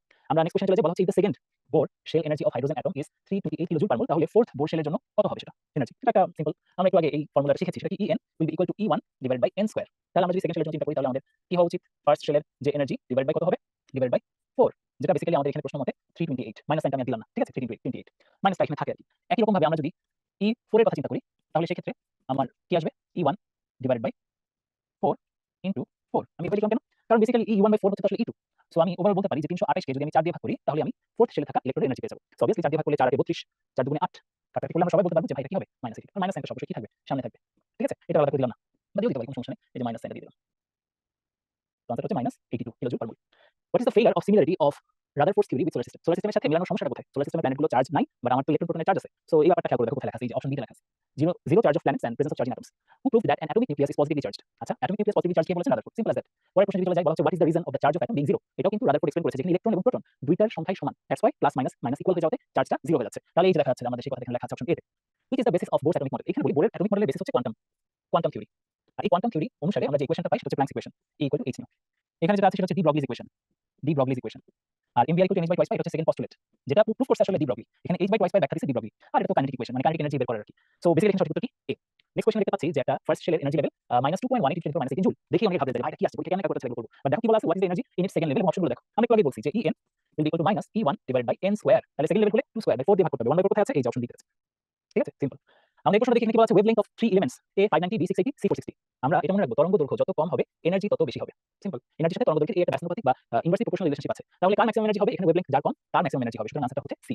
+1 প্রিন্সিপালটা ইন্টারনেটে সার্চ দিয়ে দেখবা, পৃথিবীর কোথাও কোনো বইতে এই +1 প্রিন্সিপাল ওখানে লেখা নেই। গুগল সার্চ কোথা থেকে জেনারেট পাইছে হোয়াটএভার, তোমরা এটা বইয়ের ওই তথ্য অনুসারে শিখে রাখো। বোর্স প্রিন্সিপাল এটাকে +1 কেন বলা হয় এই ব্যাখ্যাটা আমার জানা নেই, এবং কি পৃথিবীতে অনেক ইন্টারনেটে বইয়ে সার্চ দিয়েছি তারই জানা নেই আনফরচুনেটলি, বাট আমরা শিখে রাখলাম এটা। Which of the following is the planks equation, এটা ইতিমধ্যে আমরা কিন্তু শিখে ফেলেছি, তার বলার অপেক্ষা রাখেন। Equal to h nu. Which of the following equation is not correct, আমরা খেয়াল করে দেখি। Nu is equal to nu bar equal to lambda, এটা তো ওয়েভ নাম্বার ইন্ডিকেট করে, সো এটা কারেক্ট। নেক্সট যদি বলি nu equal to c by lambda, this one is also correct. Delta equal to h nu, this one is also correct. তাহলে তো বাদ থাকলো কোনটা, এই যে একটু আগে আমি বললাম যে এনার্জির সাথে ল্যাম্ডার ইনভার্স রিলেশনশিপ আছে, সুতরাং এটা incorrect. What is the approximate value of the diameter of the atom, এই কোশ্চেনটা কিন্তু অ্যাডমিশন টেস্টে আসা প্রশ্ন এবং এটার উত্তর হচ্ছে 10 টু দি পাওয়ার -8 সেন্টিমিটার, এটা কাছাকাছি। Which of the following has the same number of proton as alpha particle, alpha particle proton থেকে দুইটা, তাহলে একই রকম প্রোটন আছে কার, অবশ্যই helium. What does the fundamentality of element depend on, certainly atom. এজন্য তো আমরা অ্যাটমকে ফান্ডামেন্টাল পার্টিকেল বলি, মানে অ্যাটম ফান্ডামেন্টাল পার্টিকেল বলি না, অ্যাটম যেসব জিনিসপত্র দিয়ে তৈরি সেগুলোকে আমরা বলি ফান্ডামেন্টাল পার্টিকেল। এখন লাস্টলি এই যে একটা অনেকগুলো লোকের সমাগম, কেন বেসিক্যালি আমার কোয়ান্টাম মেকানিক্যাল মডেল জিনিসটা আসলে কোন কোন থিওরির উপর বেস করে করা সেটা মনে করিয়ে দেওয়ার জন্য এই স্লাইডটা শেষে রাখলাম। কোয়ান্টাম মেকানিক্যাল মডেল এটা হচ্ছে সর্বজন স্বীকৃত, সর্বজন গৃহীত। এখন এই কোয়ান্টাম মেকানিক্যাল মডেলে কি কি আছে বা কারা কারা স্থান পাইছে সেটা একটা বলি। আমরা যদি বলি রাদারফোর্ড, রাদারফোর্ডের কথা বলে আসবে রাদারফোর্ডের নিউক্লিয়াস। ঠিক আছে, আমরা যদি বোরের কথা বলি, আমাদের বোরের ফার্স্ট এন্ড থার্ড পস্টুলেট এখানে আসবে। অর্থাৎ এখানে বেসিক্যালি থার্ড পস্টুলেটে যে বলা হয়েছে এনার্জি ইমিশন এবং অ্যাবজর্পশন কিভাবে হবে, একটা ইলেকট্রন যখন হায়ার শেলে যাবে তখন সে শক্তি শোষণ করবে, আর যখন অ্যাবজর্ব করবে, আর যখন হায়ার থেকে লোয়ার শেলে আসবে এনার্জি ইমিট করবে। এই ব্যাপারটা এখনো সর্বজন স্বীকৃত। রাদারফোর্ড বোরের পরে আমাদের কি আসলো, ডি ব্রগলি। আচ্ছা, এটা কোনোভাবে লিখি না, দেখাই যাবে না। De Broglie, DB. ঠিক আছে, ডি ব্রগলি কি বলেছেন, ডি ব্রগলি বলেছেন ওয়েভ পার্টিকেল ডুয়ালিটি, অর্থাৎ একটা ইলেকট্রনের দুই ধরনের ক্যাপাসিটি আছে। এই কথা যখন আসলো তখন আবার হাইজেনবার্গের কথাটা না বললেই হবে না। হাইজেনবার্গ সাহেব তখন আমাদেরকে কি দিলেন, আনসার্টেনিটি প্রিন্সিপাল। এই আনসার্টেনিটি প্রিন্সিপালটাকেও অনুসরণ করাতে হয় আমাদের একটা অ্যাটমে ইলেকট্রন প্রোটন কিভাবে আছে সেটা ডিসক্রাইব করতে। Last but not the least, এটা আমরা কিছুই বুঝি না, সেটা হচ্ছে এস। এস দিয়ে কি, আমাদের শ্রোডিঞ্জার ইকুয়েশন। জানি না শ্রোডিঞ্জার বানানটা ঠিক হয়েছে কিনা, এটা যদি বানান ভুল হয় কিছুই আসবে না। এখানে একটা জিনিস তুমি জেনে রাখতে পারো যে শ্রোডিঞ্জার ইকুয়েশন দিয়ে একটা ইলেকট্রন যে অরবিটে মুভ করে সেই পাথওয়েটাকে এক্সপ্রেস করা যায়। সো এর মাধ্যমে তুমি অরবিটালগুলো শেপ কিরকম হবে সেটা একটা ধারণা পাবা। তো সব মিলিয়ে এই পাঁচটা বিজ্ঞানীর পাঁচটা বিশেষ বিশেষ জিনিসকে কি বলা যায়, গ্রহণ করে আমরা যে একটা কালেক্টিভ মডেল প্রেজেন্ট করছি টু ডিসক্রাইব অ্যান অ্যাটম, সেটা হচ্ছে কোয়ান্টাম মেকানিক্যাল মডেল। এবং এইখান থেকে আলটিমেটলি কোয়ান্টাম নাম্বারের কনসেপ্ট আসছে, যেটার মাধ্যমে আমরা একটা ইলেকট্রন ঠিক কোন জায়গায় আছে সেটা ডিটারমাইন করি। তো সব মিলিয়ে আমাদের এই টপিকটা শেষ হলো, এবং এই টপিকে আমার মনে হয় এইটুকু যদি তুমি মনোযোগ দিয়ে শুনে থাকো তোমার দ্বিতীয়বার বই খুলে আর কিছু নতুন শেখা থাকবে না। তাও আমি বলবো নিউমেরিক্যাল ইনফরমেশনের ব্যাপারে সতর্ক থাকো, কারণ সেখানে সবচেয়ে বেশি ভুল হয়। ভালো থাকো সবাইকে, ভালো থাকো সবাই, আল্লাহ হাফেজ।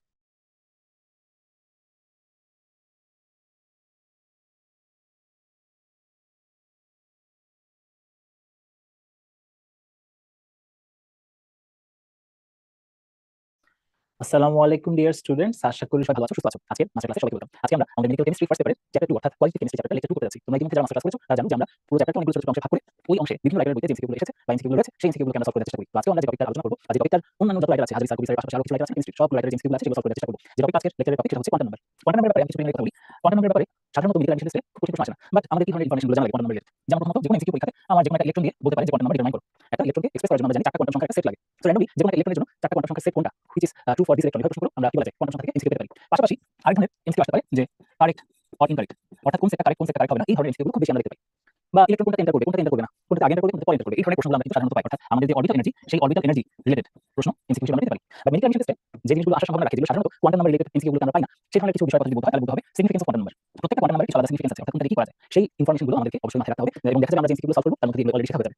আর এর পাশাপাশি কোয়ান্টাম নাম্বারের মধ্যে থেকে আমি যে কথাগুলো সবাইকে বলবো যে তোমরা অবশ্যই ভালো মতো শিখে রাখার চেষ্টা করবা, সেটা হচ্ছে কিছু সায়েন্টিস্টের ইনফরমেশন আমরা এখানে পাবো, যেগুলো আমাদের অ্যাডমিশন টেস্টে কাজে লাগতে পারে। কিছু অরবিটালের শেপ সংক্রান্ত তথ্য পাবো, সেই shape of the orbital, shape of the orbital related ইনফরমেশনগুলো আমাদের জানা লাগতে পারে। আমার মতে তুমি যদি এই ধরনের ইনফরমেশনগুলো কভার করতে পারো কোয়ান্টাম নাম্বার নিয়ে তোমার টেনশন কিছু না, তোমার লেভেল নলেজ যাই হোক না কেন আজকের ক্লাসের মধ্যে দিয়ে অন্তত এই জিনিসগুলো তোমার মাথায় নতুন করে রেখে দেওয়া হবে। তাহলে চলো শুরু করি। আমরা দেখতে পাচ্ছি অনেক প্রাগৈতিহাসিক যুগের মেডিকেল অ্যাডমিশন টেস্টে, কিন্তু আমার ভর্তি পরীক্ষার আগেও আগের ভর্তি পরীক্ষাগুলোতে কোয়ান্টাম নাম্বার থেকে প্রশ্ন এসেছে। তার মানে এই না যে তোমাদের ভর্তি পরীক্ষা আসবে না। তো অ্যাডমিশন টেস্ট মেডিকেল কলেজের অ্যাডমিশন টেস্ট না, কোনো অন্যান্য যে অ্যাডমিশন টেস্টগুলো আছে, ডেন্টাল আছে কিংবা এফএমসি আছে কিংবা ঢাকা ইউনিভার্সিটি কলেজ আছে, সেখানে কিন্তু অবধারিতভাবে কোয়ান্টাম নাম্বার থেকে প্রশ্ন আসে। তাই একেবারে মেডিকেল আসে না, ডেন্টাল আসে না, তাই যে কোনো ব্যাপারটা দেখার সুযোগ নেই। তাহলে আসো আমরা প্রথমত যে কোয়ান্টাম নাম্বারের ফার্স্ট কোশ্চেনটা সলভ করতে যাচ্ছি সেটা হচ্ছে maximum number of electron in orbit outside the nucleus will be equal to what. আচ্ছা, এটা basically principal quantum number related question. আমরা এই ছবিতে শেল দিয়ে যে কোয়ান্টাম নাম্বারগুলো রিপ্রেজেন্ট করা আছে, এই যে ছবিতে যেগুলো 1 তারপর 2 3 4 এগুলো দিয়ে কাকে রিপ্রেজেন্ট করা হয়েছে, এগুলো রিপ্রেজেন্ট করা হয়েছে এন কে এন হচ্ছে প্রিন্সিপাল কোয়ান্টাম নাম্বার, এন কি প্রিন্সিপাল কোয়ান্টাম নাম্বার। তো প্রিন্সিপাল কোয়ান্টাম নাম্বারের ব্যাপারে আমাদের মনে রাখতে হবে যে এটা কে ডিসকভার করেছে।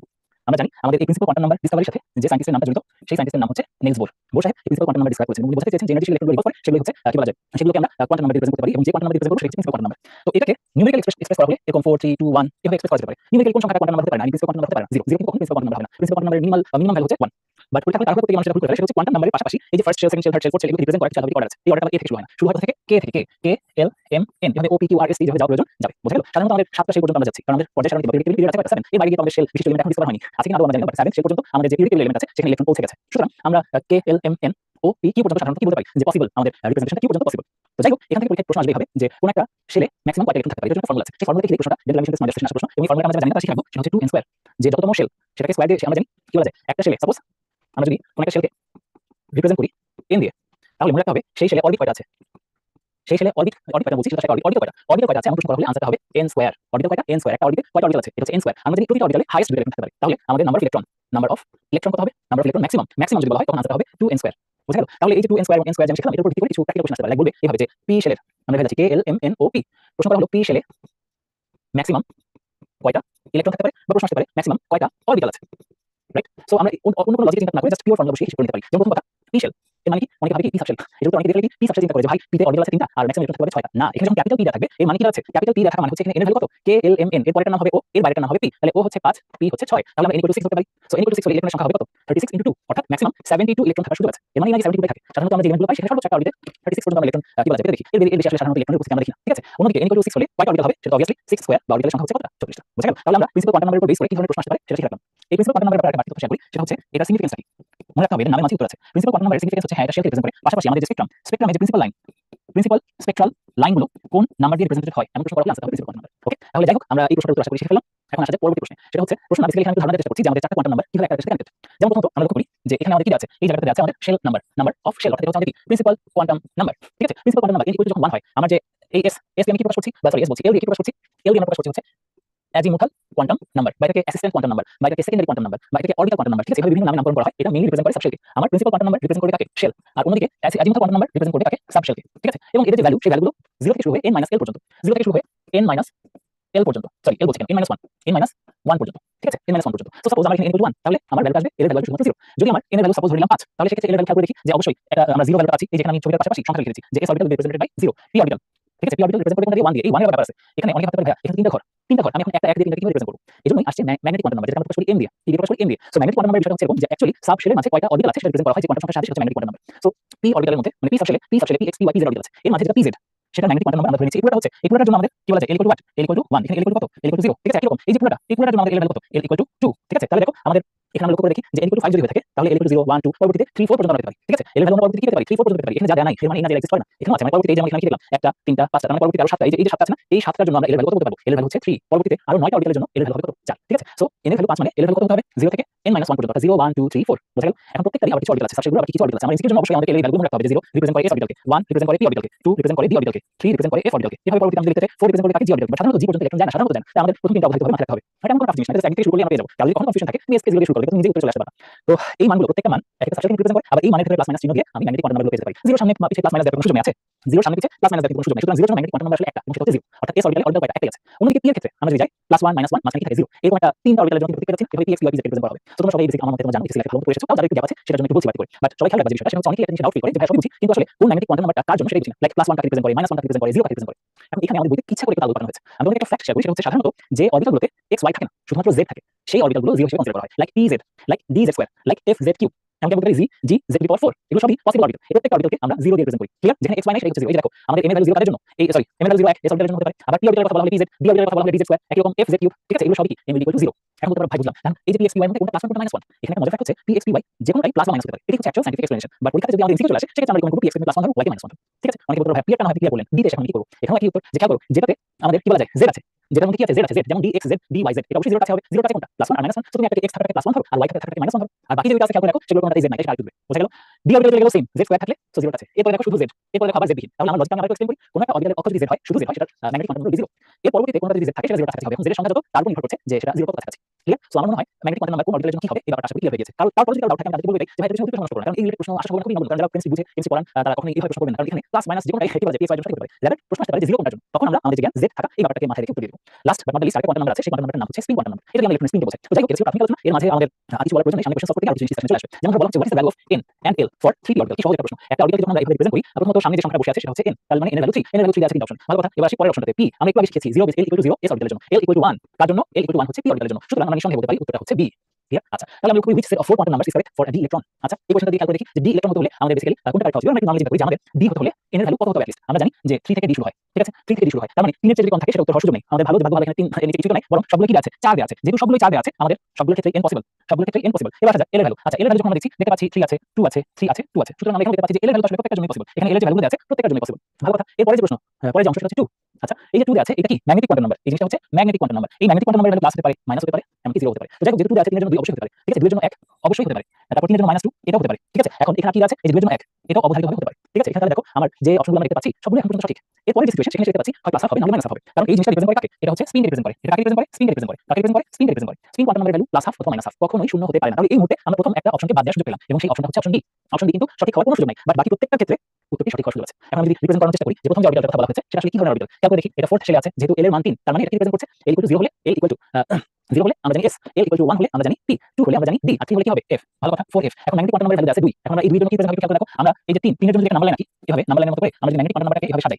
তাহলে এবার লক্ষ্য করি কোনটার জন্য কি নাম হবে? সবাই মনে মনে বলতেছে ভাই আমরা 0 শিখতে পারছি। কারণ আমরা জানি 0 হবে যেটা শুধুমাত্র z আছে। f z3। ভালো কথা। আমাদের 1 তাহলে কোনগুলো হবে? যেগুলোতে f এ x y এর পাশাপাশি আবার কি আছে? z স্কয়ার গুলো আছে। কি আছে? এই যে একটু আগে আমরা দেখে আসছি এই যে দেখো সবাই খেয়াল করে দেখো কি লেখা আছে f x z square f y z square. So আমি ধরে নিলাম এখানে এটা হচ্ছে x z স্কয়ার এটা হচ্ছে y z স্কয়ার। ভালো কথা। এবার প্লাস 2 আচ্ছা দুই পাশে আমি প্লাস দিয়ে ফেলছি এটা একটু কারেক্ট করি। ঠিক আছে? এই জায়গাটা একটু কারেক্ট করি তাহলে ক্লিয়ার হয়ে যাবে। এই পাশে কি হবে?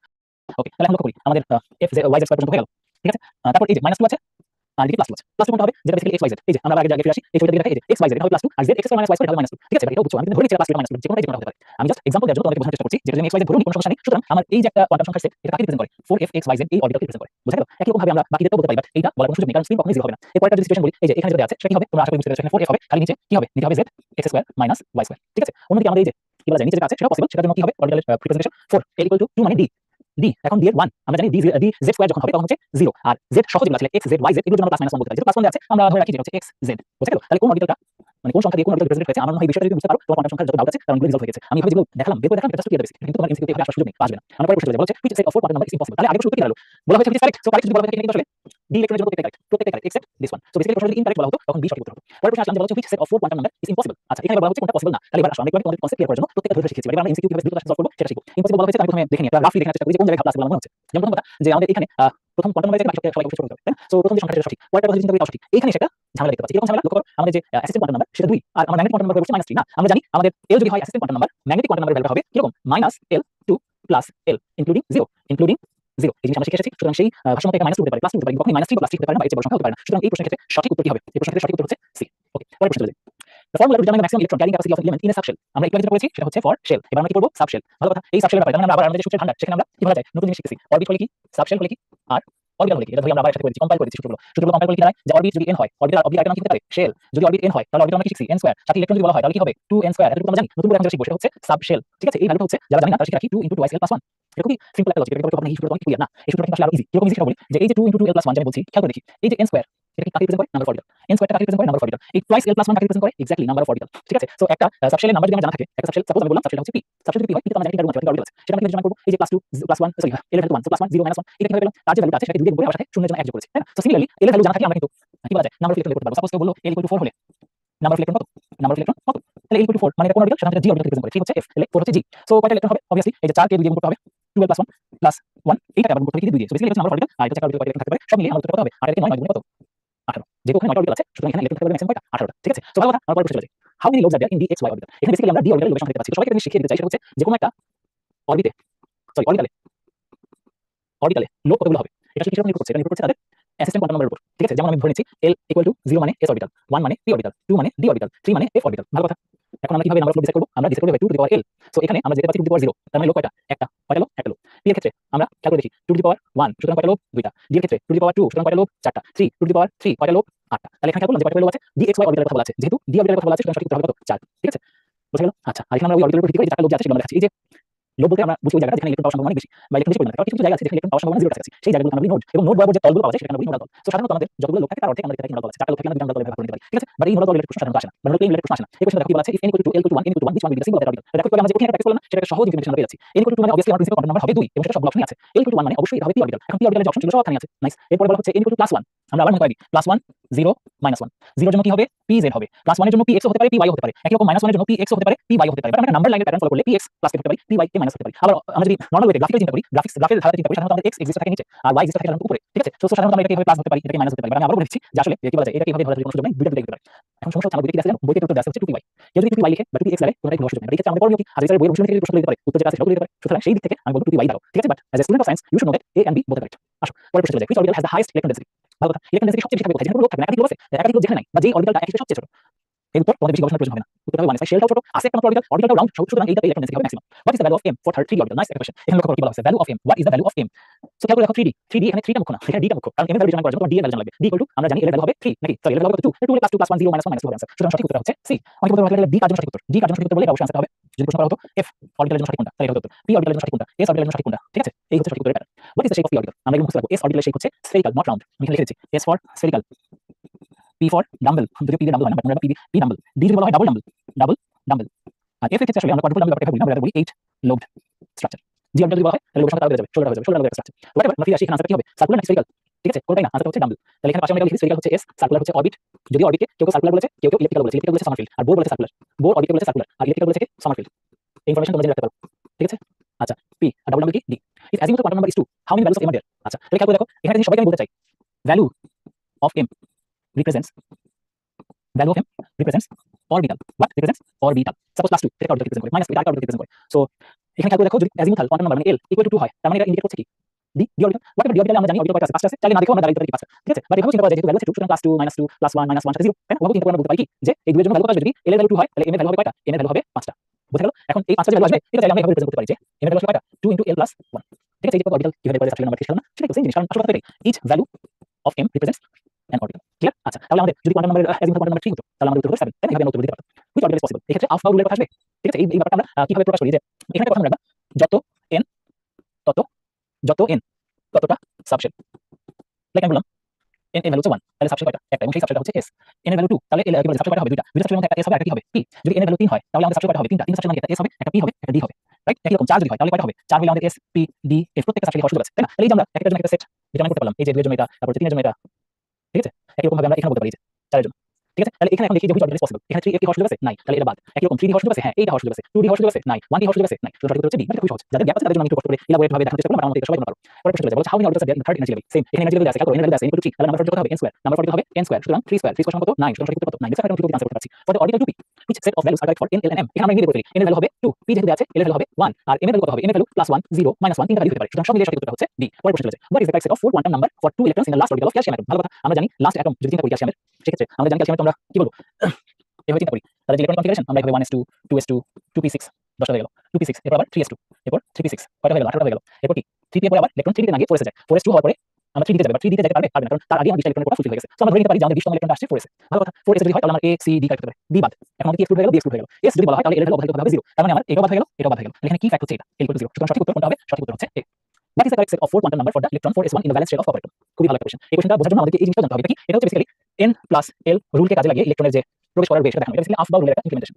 হাফ বাউল কি বলে? যে n + l যোগ করে যে মানটা পাবো সেটা হায়ার ভ্যালু যেখানে, সেখানে ইলেকট্রন আগে প্রবেশ করবে। নাকি ভুল বললাম? যেখানে লোয়ার ভ্যালু সেখানে ইলেকট্রন প্রবেশ করবে, আর হায়ার ভ্যালু মানে হায়ার এনার্জি, সেখানে ইলেকট্রন পরে প্রবেশ করবে। তো সেটা চিন্তা করলে প্রথম ইলেকট্রন -, তারপর 2s, তারপর 2p, তারপর 3s, তারপর 3p 4s এইভাবে চলতে থাকে। এই জিনিসটা আমরা ক্লাস 10 থেকে শিখে আসছি। তাই জন্য আমি খুব শিখা করছি, আমরা এক্সপ্রেশন শিখি। আমাদের কপারের এই যে 4s1 ইলেকট্রন যেটা কথা আমি বলছি 4s1, এই ইলেকট্রনের জন্য ব্যালেন্স কি বলা যায়? এই ইলেকট্রনের জন্য কোয়ান্টাম সংখ্যা কি হবে? এখানে বলেই আছে 4s1, সো 4 আমরা পেয়ে যাচ্ছি ফর প্রিন্সিপাল কোয়ান্টাম নাম্বার। এখন এখানে সবগুলোতেই 4 আছে, আবার ঘুরে দেখি l এর ভ্যালু দেখতে হবে, s মানে l এর ভ্যালু 0, l এর ভ্যালু 0 কোথায় আছে? d তেও আছে, c তেও আছে। ম্যাগনেটিক কোয়ান্টাম নাম্বার 0 আছে, এখন সমস্যা হচ্ছে এটা প্লাস হাফ হবে নাকি মাইনাস হাফ হবে? আসল কথা কি জানো? Scientifically plus half minus half যেকোনো হতে পারে, বাট যেহেতু প্রথম ইলেকট্রন একটা ইলেকট্রনের কথা এখানে বলা হচ্ছে, সুতরাং এটা অবশ্যই প্লাস হাফ দিয়ে ফিল আপ হয়েছে ধরে নিতে পারি। সেই সেন্সে শুধুমাত্র এই একটা লজিক আমরা বলছি d হচ্ছে এখানে সঠিক উত্তর। বোঝা গেল?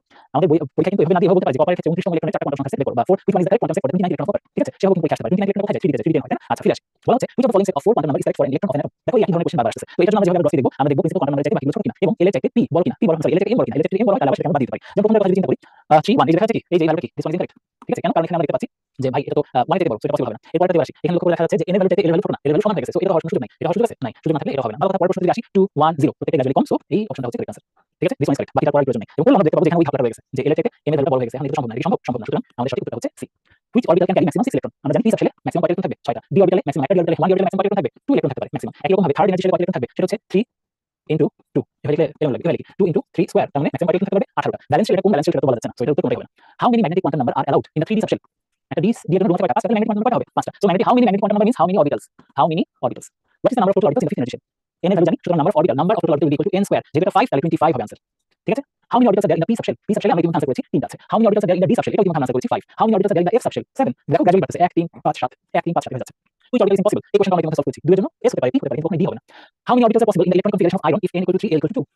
কি বলছে? How many orbitals are possible? আরে ভাই n = 2 মানে কি? n = 2 মানে d orbital, d orbital maximum কয়টা? d subshell কয়টা অরবিটাল থাকতে পারে? 5টা। সুতরাং how many orbitals will be there? Answer হবে 5টা। নেক্সট কোশ্চেনে যাই, বলা হচ্ছে ওকে এখানে থাকি, হ্যাঁ বলতে how many subshells are there in the fourth orbit? fourth orbit মানে n = 4, তাহলে l এর ভ্যালু কত হবে? 0 1 2 3, মানে এত হিসাব করার দরকার নেই। কি বলছি? যত n তত সাবশেল, n এর ভ্যালু কত? 4, তাহলে নাম্বার অফ সাবশেল কত হবে? 4। Easy easy question. n = 2 l = 1 m = -1, which orbital is this? দেখো l এর ভ্যালু 1 মানে p, -1 মানে এই যে দেখো p x হতে পারে, যদি কলাস 1 এর জন্য p বাই দিলাম, यस, সো কারেক্ট आंसर হচ্ছে p x। Okay how is quantum energy related to the frequency of radial energy. আচ্ছা, এনার্জির সাথে ফ্রিকোয়েন্সি রিলেশনশিপ হচ্ছে ডিরেক্ট প্রপোর্শনাল। ঠিক আছে, আমরা আমরা কি লিখি প্লাঙ্কস ইকুয়েশন, আমরা লিখি h নিউ, তার মানে কি ফ্রিকোয়েন্সির সাথে ডিরেক্ট প্রপোর্শনালিটি আছে। আর ওয়েভলেংথ যদি বলা হয় তাহলে inverse proportional. Which one represents the shape of the atom is represented by the azimuthal quantum number. Basically এই কোশ্চেনটা মানে কি বলা যায়, এভাবে বলা যায় সাইজ অফ অ্যাটম আমরা বলি প্রিন্সিপাল কোয়ান্টাম নাম্বার, শেপটা সেটা ডিপেন্ড করবে azimuthal quantum number। ঠিক আছে, for which orbital Hund's law is not applicable. Hund's law জিনিসটা কি? হুমস ল বলছে যে ভাই আমাদের আগে সেম স্পিন দিয়ে সবগুলোকে কভার করতে হবে, তারপর অপোজিট স্পিন দিয়ে কভার করতে হবে। এখন যদি একটা অরবিটালে রুমি থাকে একটা, সেক্ষেত্রে তো আর আগে পরের কোনো সিচুয়েশন আসে না। সুতরাং যাদের শেষ অরবিটাল বা সেই অরবিটালকে ফোকাস আমরা বলছি, সেই অরবিটালকে যদি একটা বেশি রুম না থাকে এস অরবিটালের জন্য আমরা বলবো Hund's law is not applicable. Which quantum number represents orbitals in atom? আচ্ছা, which quantum number represents orbital বলা হলে অবশ্যই আনসার হবে ম্যাগনেটিক কোয়ান্টাম নাম্বার। অনেকে বলে থাকে azimuthal, না azimuthal represents subshell। আমি পাশে আবার লিখেছি কারণ কোনো ডাউট না থাকে শেল সাবশেল বা কোনটাকে অরবিটাল কোয়ান্টাম নাম্বার বলা হয় আনসার হবে azimuthal। Which one is called orbital quantum number? The answer will be azimuthal। এটা আরেকটা নাম হচ্ছে অরবিটাল কোয়ান্টাম নাম্বার। ঠিক আছে, but which one represents orbital? এমন প্রশ্ন করা হলে আনসার হবে ম্যাগনেটিক। ঠিক আছে, আরেকটা হচ্ছে স্পিন অফ ইলেকট্রন। ঠিক আছে, which of the following is applicable? এই যে এই কোশ্চেনটা এই যে ছবিটা দেখতে পাচ্ছেন, এই ছবিটা হচ্ছে হুমস রুলকে ফোকাস করে করা, যে আগে সেম স্পিন দিয়ে কভার করেছে তারপর অপোজিট স্পিন দিয়ে কভার করেছে। ঠিক আছে, মানে এইটা ক্ষেত্রে এটা হবে কখনো একটা মধ্যে হয়ে যাবে ব্যাপারটা এমন না। which of the following is applicable to Hund's rule? আচ্ছা, হুমস রুল কোনটার মধ্যে থাকবে? যেমন সোডিয়ামের লাস্ট ইলেকট্রনটা যাচ্ছে কোথায়? এসে। হিলিয়ামের লাস্ট ইলেকট্রনটা যাচ্ছে এসে। বেরিলিয়ামের লাস্ট ইলেকট্রনটা যাচ্ছে এসে। এর জন্য হুমস রুল সেখানে থাকবে না। রাদার যেটা পি ব্লক এলিমেন্ট, যার লাস্ট ইলেকট্রন যাচ্ছে পিতে, সেখানে হুমস রুল খাটার সুযোগ আছে। what is the maximum number of electron in orbit? আমরা জানি একটা ইলেকট্রনের একটা অ্যাটমের দুইটা ইলেকট্রনের চারটা কোয়ান্টাম নাম্বার কখনো এক হবে না। ইনফ্যাক্ট একটা সেম অরবিটালে দুইটা ইলেকট্রন থাকলে একটা স্পিন প্লাস হবে একটা মাইনাস হবে। এই যে ছবিটা তাই প্রেজেন্ট করে, একটা ক্লকওয়াইজ একটা অ্যান্টি ক্লকওয়াইজ করে। তো এখন বিষয় হচ্ছে ম্যাক্সিমাম অরবিটাল কয়টা ইলেকট্রন থাকতে পারে? এই যে question 2 which is applicable to outermost d orbital এর জন্য কোনটা সঠিক? এখানে আমরা জানি d এর জন্য l এর ভ্যালু কত হবে? d এর জন্য l এর ভ্যালু হচ্ছে 2। সো এখানে সঠিক উত্তর হচ্ছে obviously C. In the excited state of hydrogen atom, which orbital corresponds to quantum number n equal to 4 and l equal to 1? আচ্ছা, 4 আর l equal to 1 মানে কি? So 4p. Easy question. What is the value of n and l of two orbital? Easy. 2 and l equal to 1. Maximum how many quantum numbers can be identical for two electrons in the same atom? আচ্ছা, এখানে ভালো বলছি maximum how many quantum numbers? So আমরা জানি চারটা quantum number এর মধ্যে চারটে কম এক হবে না, at least কয়টা হবে? মানে হাইস্ট কয়টা হবে? তিনটা মিলে আমি যদি বলি 4s1 4s2, এই ইলেকট্রনের জন্য কিন্তু চারটা কোয়ান্টাম সংখ্যার মধ্যে তিনটা কোয়ান্টাম সংখ্যা সেম। সেটা কোয়ান্টাম সংখ্যা কি? লাইক n এর ভ্যালু হচ্ছে 4, l এর ভ্যালু হচ্ছে 0, m এর ভ্যালু হচ্ছে 0। এটা জন্য সত্য, এটার জন্য সত্য। জাস্ট ডিফারেন্স কোথায়? ডিফারেন্স হচ্ছে স্পিনে। স্পিনে হচ্ছে এটা প্লাস হাফ আর এটা মাইনাস হাফ, এভাবে রাখতে পারি। সুতরাং কয়টা ম্যাক্সিমাম সমান হতে পারে? অবশ্যই আনসার হবে 3। What is the value of n plus l of 4f? আচ্ছা, এটা সিম্পল। n এর ভ্যালু হচ্ছে 4 আর f এর ভ্যালু কত? 3। 4 3 যোগ করলে কত? 7। l equal to 2 n equal to 3, which orbital is correct? n 3, l 2 মানে 2 মানে কি? d, তাহলে 3d। এসব প্রশ্ন পরীক্ষায় আসলে আমরা লাফালাফি আনসার করব। What is the source of quantum number? Source of quantum number বলা হলে আনসার হচ্ছে quantum mechanics। ঠিক আছে, which orbital has no orientation? যার কোনো এক্সিস্ট নাই, s orbital. What will be the angular momentum of s electron? আচ্ছা, একটা s electron এর অ্যাঙ্গুলার মোমেন্টাম কি হবে? এই প্রশ্নটা যদি করা হয় s orbital কোনো এক্সিস্ট নাই, এক্সিস্ট না থাকলে রিলেশন আছে, রিলেশন থাকলে অ্যাঙ্গুলার মোমেন্টাম কত হবে? 0। ঠিক আছে, মুখস্থ করে ফেলো। s orbital অ্যাঙ্গুলার মোমেন্টাম কত? 0. For the unpaired electron of flow in, what will be the value of 4 quantum number? So unpaired electron মানে খেয়াল করে দেখো, আমাদের ক্লোরিন একটা p একটা কি বলা যায়? p ব্লক এলিমেন্ট, 17টা অ্যাটমিক নাম্বার এবং ব্যালেন্স শেলে কয়টা ইলেকট্রন আছে? 7টা। সেই 7টা ইলেকট্রন কিভাবে থাকে? প্রথমে তুমি সেম স্পিন দিয়ে কভার করো 3টা, তারপর অপোজিট স্পিন দিয়ে কভার করো। এখানে অলরেডি s এর মধ্যে কিন্তু দুইটা চলে গেছে। ঠিক আছে, এখন এখানে কয়টা হলো? এই যে প্রথমে ছিল বেসিক্যালি এটা এরকম যে 3s2 3p5, তাই না? এরকমই তো। তো এটা যদি হয়ে থাকে, এটা যদি হয়ে থাকে কনফিগারেশনটা একটু শিওর করি। 1s2 2s2 2p6 মানে কত হলো? 10। এরপর 3s2 3p6 কত হলো? 4 6 18 হয়ে গেল। 18 9 কত হবে? 17 ফর ক্লোরিন মানে 5 হবে। এটা কার কনফিগারেশন? Chlorine configuration. ভালো কথা। তাহলে এখানে দেখো, এখানে তো আমাদের কি বলা যায়? 3p5 এর কথা যদি বলি, এই যে লাস্ট ইলেকট্রনটা এখানে আসছে। লাস্ট ইলেকট্রনটা এটা লাস্ট ইলেকট্রন না, লাস্ট ইলেকট্রন বা এটা না, লাস্ট ইলেকট্রন হচ্ছে মাঝখানটা, এই যে দিস ওয়ান। কারণ এই যে প্রথম ফিল আপ করে তারপর মাঝখানে আসছে। এখন আমি বলি প্রথমত এখানে কোনো ডাউট নাই যেটা 3p তে যাচ্ছে, মানে 3p পর্যন্ত আমরা অবশ্যই আসতে পারবো। 3p দেখো কোথায় আছে? এটাতে আছে, এটাতে আছে, এটাতে আছে। তার প্রথম দেখা লাগলো হচ্ছে এটা। পরে এখন এটা কি px এ গেছে না py তে গেছে না pz এ গেছে? এটা হচ্ছে ঝামেলা। ঠিক আছে, তো প্রথম কথা আমি যদি xyz কি বলা যায় নিউমেরিক্যালি চিন্তা করি, আমার এখানে মানে xyz এভাবে যদি চিন্তা করি, এটা যদি আমি px ধরি, py ধরি, pz ধরি, তাহলে দেখো আমার ইলেকট্রনটা গেছে কোথায়? py তে। ঠিক আছে না? px প্রথমে এই যে অন্যভাবে লিখলে তোমরা ভালো বুঝতে পারবে। দাঁড়াও একটা সেকেন্ড, এটা একটু বেটার ওয়েতে লিখি। তো এখানে আসে একটা সেকেন্ড। কই দাঁড়াও। অন্য পারে দিয়ে মার্ক করে দিই। যেমন প্রথম ফিল আপ হয়েছে 1 2 3 পরবর্তীতে 4 5 আসছে। সো আমার যে ইলেকট্রন নিয়ে কনসার্ন সেটা হচ্ছে এখানে আছে। তার মানে কোথায় আছে? py তে আছে। py এর জন্য আমরা ইতিমধ্যে কোশ্চেন সলভ করেছি +1। সেজন্য সঠিক উত্তর হচ্ছে এখানে সি। ঠিক আছে, বুঝার বইতে এই প্রশ্নগুলো আছে। if principal quantum number is n equal to 4, subshell কত হবে? সিম্পল 4 হলে নাম্বার সাবশেল 4, তাই না? সাবশেল 4 কি আছে? এই যেগুলা 4s 44 44। How many nodes are there can N S? এই জায়গায় এসে তোমরা একটা নতুন জিনিস, ব্র্যান্ড নিউ কনসেপ্ট, অনেকে আমরা জানি না, এটা লিখে দিচ্ছি ব্র্যান্ড নিউ কনসেপ্ট। অনেকে এটা দেখা যায় অ্যাডমিশনের সময় এসে শিখে। এরা পর্যন্ত এটাতে অনেকে এটা নোটিস করেনি। এগুলো সাধারণত ঢাকা ইউনিভার্সিটি বা ইউনিভার্সিটি স্ট্যান্ডার্ড প্রশ্ন পেতে পারো যে টোটাল নোড কয়টা একটা অরবিটালে, তো অ্যাঙ্গুলার নোড কয়টা আর রেডিয়াল নোড কয়টা। ঠিক আছে, তো বেসিক্যালি অ্যাঙ্গুলার নোড আর রেডিয়াল নোড যোগ করলে তুমি কি পাবা? এটা যখন আমি যোগ করব তখন আমি কি পাবো? সামেশনটা পাবো হচ্ছে টোটাল নোডের। এখানে এইটা কি হচ্ছে? এল, এটা কি এল। আচ্ছা, এবার আসো, বলতে আছে এনএস অরবিটালের জন্য how many nodes will be there. ঠিক আছে, সাপোজ এটা এনএস যদি বলা হয় থাকে এস অরবিটাল, এস অরবিটালের জন্য আমরা জানি এল এর ভ্যালু কত? এল এর ভ্যালু হচ্ছে 0। তাহলে খেয়াল করে দেখো এখানে angular node will be equal to 0। Angular node কত? 0। আর অন্যদিকে n - 1 - 0 বা এটা আমরা কি বলতে পারি? n - 1 এটা হচ্ছে কিসের ভ্যালু?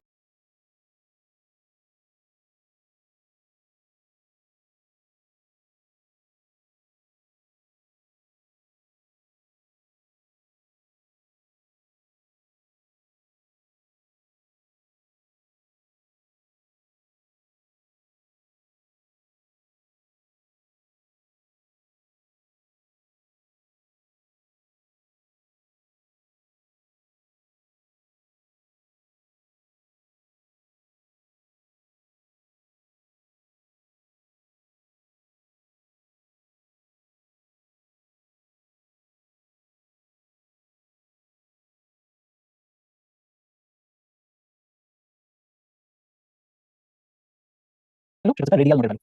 Radial node. এখন এই যে n - 1 radial node, angular node হচ্ছে 0। সো যোগ করলে আমি কি পেয়ে যাচ্ছি? যোগ করলে পেয়ে যাচ্ছি n - 1। সো টোটাল নোড কত? এখানে অ্যাঙ্গুলার রেডিয়াল ভাবে প্রশ্ন করতে পারেন। সো টোটাল নোডের সংখ্যা বলা হলে আনসার হচ্ছে n - 1। সঠিক উত্তর কি হবে? এটা। অনেকে বলে ভাই এটা প্র্যাকটিক্যাল দিতে চায়, অন্য একটা দিতে চায়। সাপোজ আমি বললাম 3D। ঠিক আছে, 3D এখন একটা ডিফারেন্ট দিলাম। 3D যদি হয়ে থাকে তাহলে প্রথমে টোটাল নোড কত? টোটাল নোড আমাদের জন্য একদম সিম্পল n - 1। n - 1 মানে কত হবে? 2। এখন অ্যাঙ্গুলার নোড কত? অ্যাঙ্গুলার নোড কত? অ্যাঙ্গুলার নোড কত হবে? এই যে দেখ n - 1 কি হবে? n - 1 কি হচ্ছে না l, d এর ভ্যালু আমরা জানি s = 0 বলা যায়। d এর জন্য কত? l এর মান, d এর জন্য l এর মান হচ্ছে 2। ঠিক আছে, তাহলে আমাদের অ্যাঙ্গুলার নোডের ভ্যালু কত আসবে? 2। অ্যাঙ্গুলার নোডের ভ্যালু কত আসবে? রেডিয়াল নোডের মধ্যে আসি। রেডিয়াল কত আসবে? আমরা লিখতে পারি এখানে যেহেতু n হচ্ছে 3, n কত? 3 মাইনাস কত দিব? 1 মাইনাস কত দিব? d, d মানে কত? 2 সো আলটিমেটলি 0 কারণ আমরা টোটাল পাইছি 2 বুঝা গেল। সো আমরা যেকোনো র্যান্ডম মডেলের জন্য ক্যালকুলেশন করতে পারি। কেমন দেখব যে এস এর ক্ষেত্রে কোনো অ্যাঙ্গুলার নোড থাকে না, সবসময় রেডিয়াল নোড থাকে। এস এর ক্ষেত্রে কোনো অ্যাঙ্গুলার নোড থাকে না, এস অরবিটালের ক্ষেত্রে ঠিক আছে, শুধুমাত্র কি থাকবে রেডিয়াল নোড থাকে। আর অন্য ক্ষেত্রে দেখা যাবে কি অ্যাঙ্গুলার নোড আছে রেডিয়াল নোড নাই। এটা কেন? Because of the structure S spherical না, এটা রেডিয়াল নোড আমরা পাবো। বাট অন্য ক্ষেত্রে আমরা স্ফেরিক্যাল স্ট্রাকচার ভ্যালু পাই, সেজন্য সেখানে আমরা কি পাবো অ্যাঙ্গুলার নোড পাবো। তো যাও এই জিনিসটা তোমরা শিখে রাখো, তোমরা হয়তো কঠিন প্রশ্ন আসলে আনসার করতে পারবা। Which indicates the number of orbital and orbit.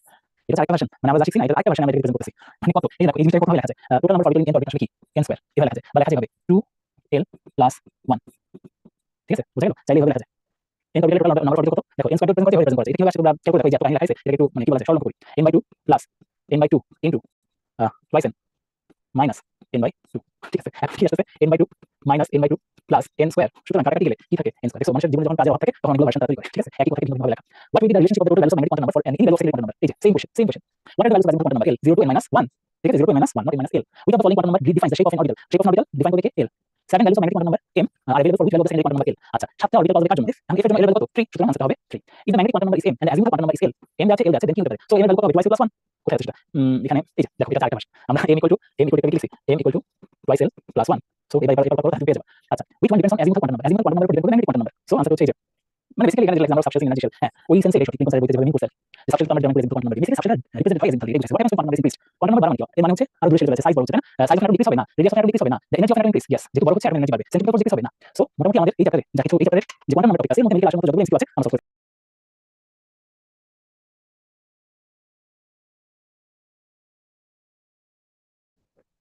আসসালামু আলাইকুম সুপ্রিয় শিক্ষার্থীবৃন্দ আশা করি সবাই ভালো আছো সুস্থ আছো আজকে মাস্টার ক্লাসে সবাইকে ওয়েলকাম। আজকে আমরা চ্যাপ্টার 2 কোয়ালিটি কেমিস্ট্রি লেকচার 3 করতে যাচ্ছি। লেকচার 3 তে আমরা ইম্পর্টেন্ট টপিক ডিসকাস করব। একটা হচ্ছে atom and fundamental particle in fact এটাই সবচেয়ে গুরুত্বপূর্ণ টপিক। পাশাপাশি অ্যাটমিক নাম্বার এবং atomic mass number related basic information আমাদের বইতে আছে সেগুলো যে জিনিসগুলো আছে সেগুলো সলভ করব এবং এর পাশাপাশি আমরা radio activity element radio isotope সংক্রান্ত যে তথ্যগুলো আছে আইন যে জিনিসগুলো আছে সেগুলো সলভ করার চেষ্টা করব। তবে আমি এখানে কথা বলতে চাই আমি প্রথম যে টপিক আছে সেটা সবচেয়ে প্রায়োরিটি দিতে এবং এখানে কথা বলি আমাদের বইতে ইলেকট্রন প্রোটন এই তিনটা চার্ট আছে সেই ইলেকট্রন প্রোটন নিউট্রন এই তিনটা যে ইনফরমেশন রিচ চার্ট আছে অর্থাৎ সায়েন্টিস্ট এটার ভ্যালু কত চার্জের ভ্যালু কত তারপর হচ্ছে রিলেটিভ চার্জ কত ওয়েট কত বা মাস কত এই রিলেটেড ইনফরমেশনগুলো একদম টোটাল থাকে ঠিক আছে। পাশাপাশি আমাদের কি জানতে হবে আইসোটোপকে ফোকাস করে কিছু প্রিপারেশন নিতে হবে। এই আইসোটোপ রিলেটেড অনেক প্রশ্ন কিন্তু পরীক্ষায় আসে সো সেই ব্যাপারগুলো যদি মাথায় থাকে তাহলে আমার মনে হয় এখান থেকে আমাদের যা আপকামিং এমসিকিউ সেটা করার মতো কিছু থাকে না।